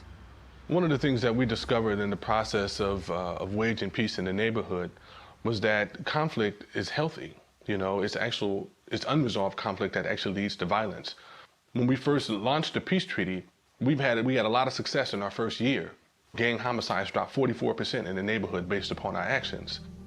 Akila describes what happened when two rival gang leaders finally met after the truce. The brother came up to him and told him, man, look, I know you got some hard feelings for me. You know, maybe I got some hard feelings for you. He said, but because of this truce, man, he said, I'm willing to put all of that to the side. And he stuck out his hand. He hugged him and he said he closed his eyes because he was preparing for a sharp, knife to enter his back. He was waiting for the, for a bullet, to be shot into his stomach. But he said after a few moments, he held that embrace. He realized that, that it was genuine.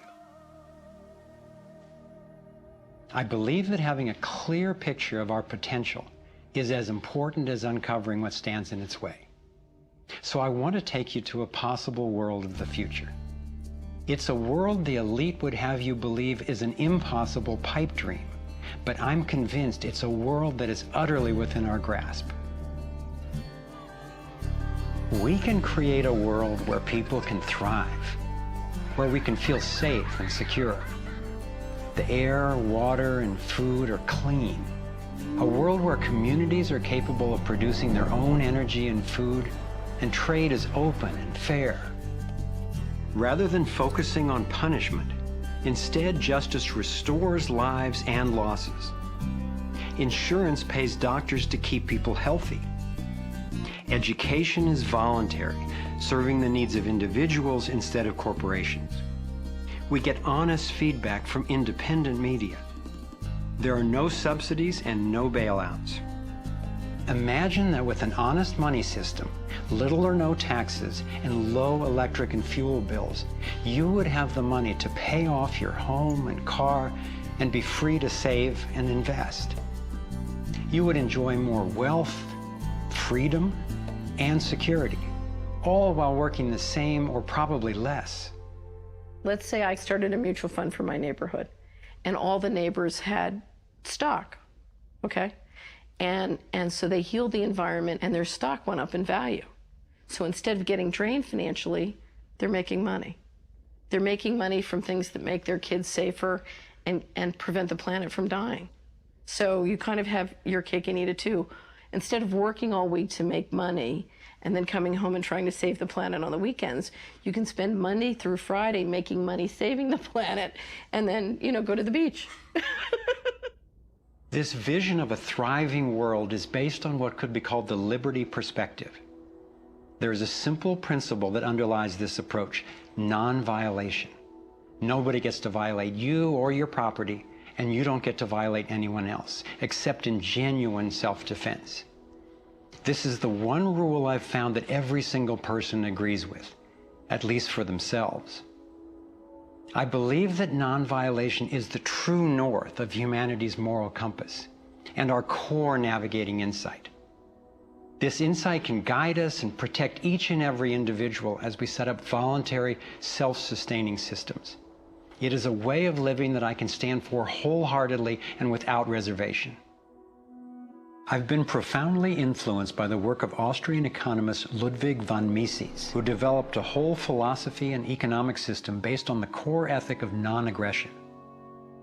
Motivated by having witnessed the ravages of communism and fascism in Europe, he committed his life to finding a just way. He recognized that those systems, as well as socialism and even democracy, wrongly assume the rights of the collective, or the group, to be more important than those of the individual. I had always gone along with the view that more people will thrive if we consider the group's needs above the individual's. But when I took a closer look, I found it doesn't really work that way. In the name of what's best for the group, governments have been responsible for most of the war, death, and destruction on the planet. More than 200 million individuals were killed in the 20th century alone. So how would applying the principle of non-violation change this dynamic? It would take us from incremental change of a fundamentally flawed system to a complete transformation where not just some, or even the majority, but everyone could truly have the opportunity to thrive. In order to implement the principle of non-violation, it makes sense to me to honestly re-examine our past, because it doesn't work to try to build a healthy living system on top of an unhealthy one. We have to go back to the most fundamental acts of injustice upon which the country was founded, in the seizure of the lands of the people and the slaughter of their women and children, and the rendering destitute most of the remnants of these people, is such a grievous wrong that we believe that we have to deal with that, to come to grips with that in a fundamental way. Understanding that they're not wrongs that were done and completed 150 years ago. They're wrongs that are continued every single day. So you have, through the history of North America and the United States, over 500 treaties signed with indigenous nations where every single one of them now has been violated. You have, in fact, a tremendous amount of wealth having been generated from indigenous peoples' lands and resources, and billions of dollars every year still being generated by corporations and European nations based on the continued exploitation of indigenous peoples' lands and resources. If we didn't have large corporations, if we didn't have Western governments defining how you and I were to relate to each other, living here in North America now together, how would we relate to one another? How would we make it different? It's going to take time and courageous effort to shift the consciousness and accomplish the tasks that will move us toward the world I'm talking about. And yet I know of no greater gift that we could give to future generations. We can't do everything at once. I envision 3 overlapping stages of the solutions process. In stage 1, we bring as much integrity as possible to our current systems.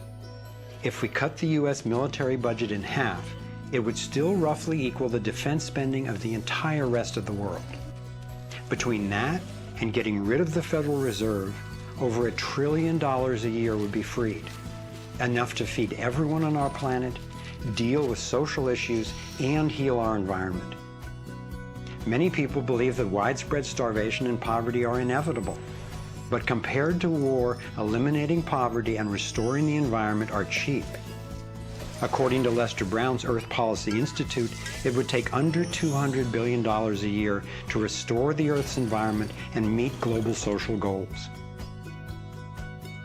But this stage isn't the end goal of the liberty perspective. While stage 1 has a lot of the compassion typically associated with a liberal Democrat agenda, stage 2 reflects much of the wisdom of the traditional conservative worldview. In stage 2, we shrink government's role to protecting individual liberty and stewarding things we share in common, like ecosystems and the airwaves we use to communicate. As the system gains integrity and we move to sound currency, people will have enough money to have more control over everything that affects them. Stage 3 grows out of the increasing freedom that people gain in stages 1 and 2, as they have more money and more time. There is no involuntary tax and therefore no involuntary governance. There's no monopoly on force. There are rules, but no rulers. Rigorously protecting individual rights turns out to be key for honoring our interdependence. We can be distinct and unified at the same time. As utopian as this can sound at first, I've been thrilled to see how much practical thinking has been done to deal with tough issues like healthcare, crime, and education. These 3 stages validate the best of both the liberal and conservative perspectives that have divided us for so long, and then reconcile them at a new level, around non-violation, a core ethic we all share. Stage 3 honors human incentive and finally includes the rights of not just many, not just most, but everyone. The Torus provides a template for a society based on integrity and wholeness. It conserves what's working. It has built-in feedback so it can self-correct and innovate to maintain balance. We can apply these and other features of the torus dynamic to our human social systems. I truly believe that aligning consciously with the fundamental life energy pattern at every level, physical, emotional, mental, interpersonal, and environmental, is ultimately the art, the science, and the celebration of love. And that's what we're here to learn. The fundamental insight of our interconnectedness changed the way I approach everything. In my own life, I found a practical expression of this philosophy in the modern, nonviolent martial art of Aikido.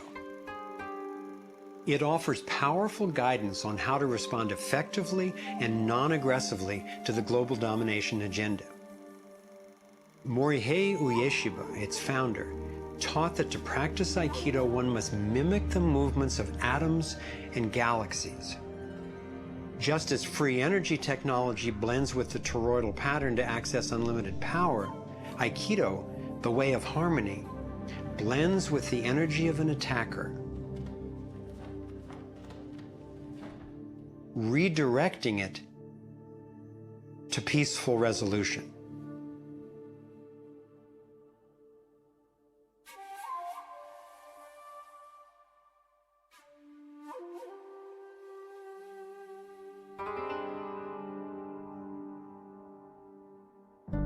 Gandhi and King applied these principles of non-aggressive power at the economic and social levels.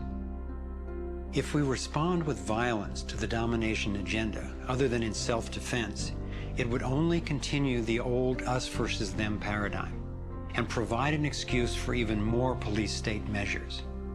I believe that it's essential, both morally and strategically, that we take the path of non-aggression. There is another aspect of the Taurus that has profound implications for how we can respond to the challenges before us. It is the absolute stillness, the 0 point, that lies at the center of each toroidal system.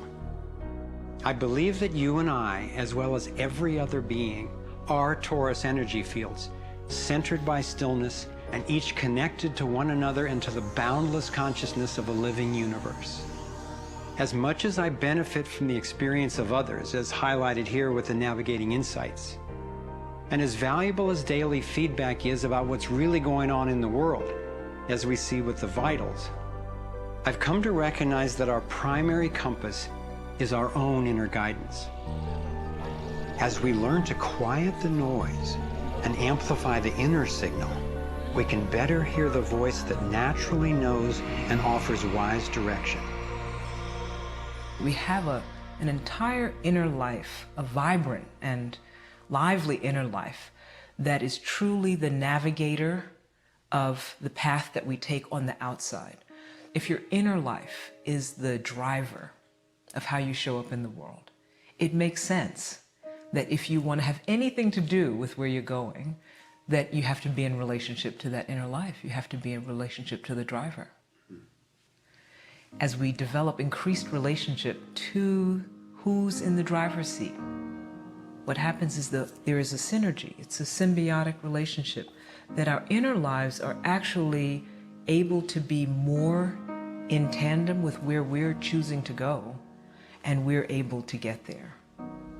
We're not nearly as insignificant in our impact as we think we are. In order to heal the world, we have to start telling a different story to ourselves. We have to start engaging in a different story with others. It's our collective story that manifests as the world. Humanity is now in a very interesting evolutionary phase in which we move from hostile, aggressive competition, which is the nature of young species, into a more mature mode of cooperation, collaboration. There's no question in this country that money, that capital is being increasingly concentrated in the hands of a few. And those who are so powerful are concentrating it further. But there is a force that's more powerful, and that's the power of the people. When we look at the crises now, it is so easy to fall out of love with life. It is so easy to get pessimistic and desperate. But from my perspective, the crisis has matured to the point of being on the threshold of mass awakening, and that feeling inside me gives me the vitality to know that no matter how small what I'm doing looks to me in the face of these huge problems, that the impulse of evolution is not small. And when it's in everybody who's waking up, it's huge. And as more and more of us are waking up, linking up, and daring to speak up, the scheme for global domination is being exposed. And we're discovering solutions that can create the world we yearn for and deserve. Again and again throughout history, When people have recognized tyranny rearing its cruel head, they've come together and stood up for liberty. I am confident humankind will look back on this period and be proud that when we saw, we acted. Thank you for coming on this journey with us. I'm convinced we have what it takes to thrive. Let's make it happen.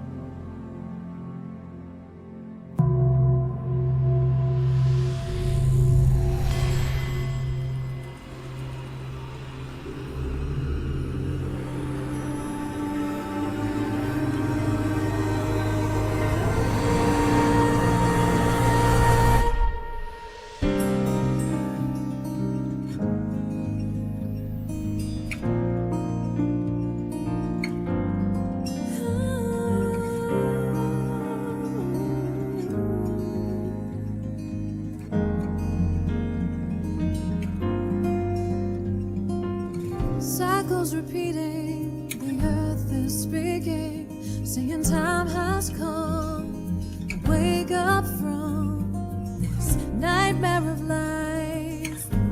So many shattered lives reaching out, crying out for freedom, crying out for love.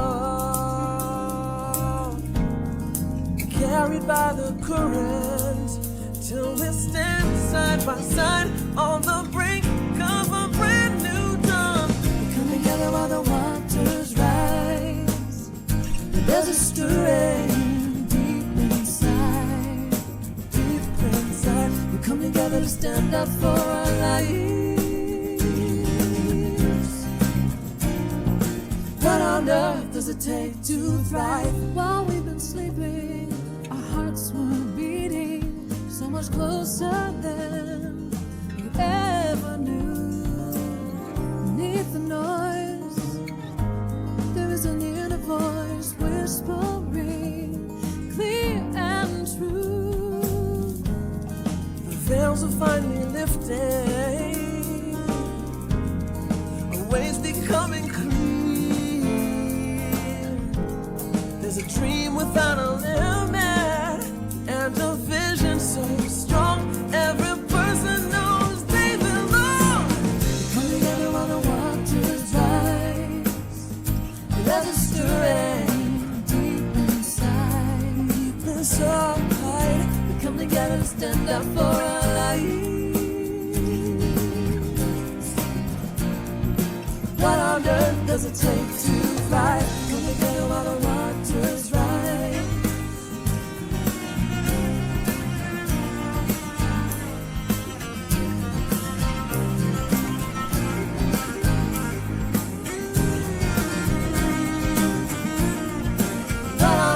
Does it take to thrive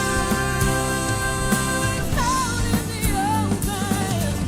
Thrive healing what's broken. Every heart, every life, living our place in it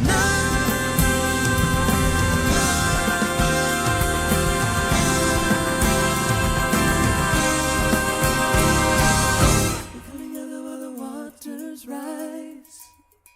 There's a stirring deep inside, deep inside. Come together to stand up for our lives. We all have what it takes to thrive. We come together while the waters rise.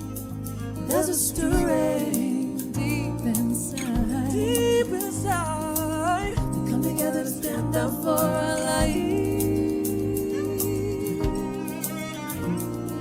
We all have what it takes to thrive. Come together while the waters rise. There's a stirring deep inside, deep inside. We come together to stand up for our lives. We all have what it takes to thrive. Come together while the waters rise. There's a stirring deep inside. Stand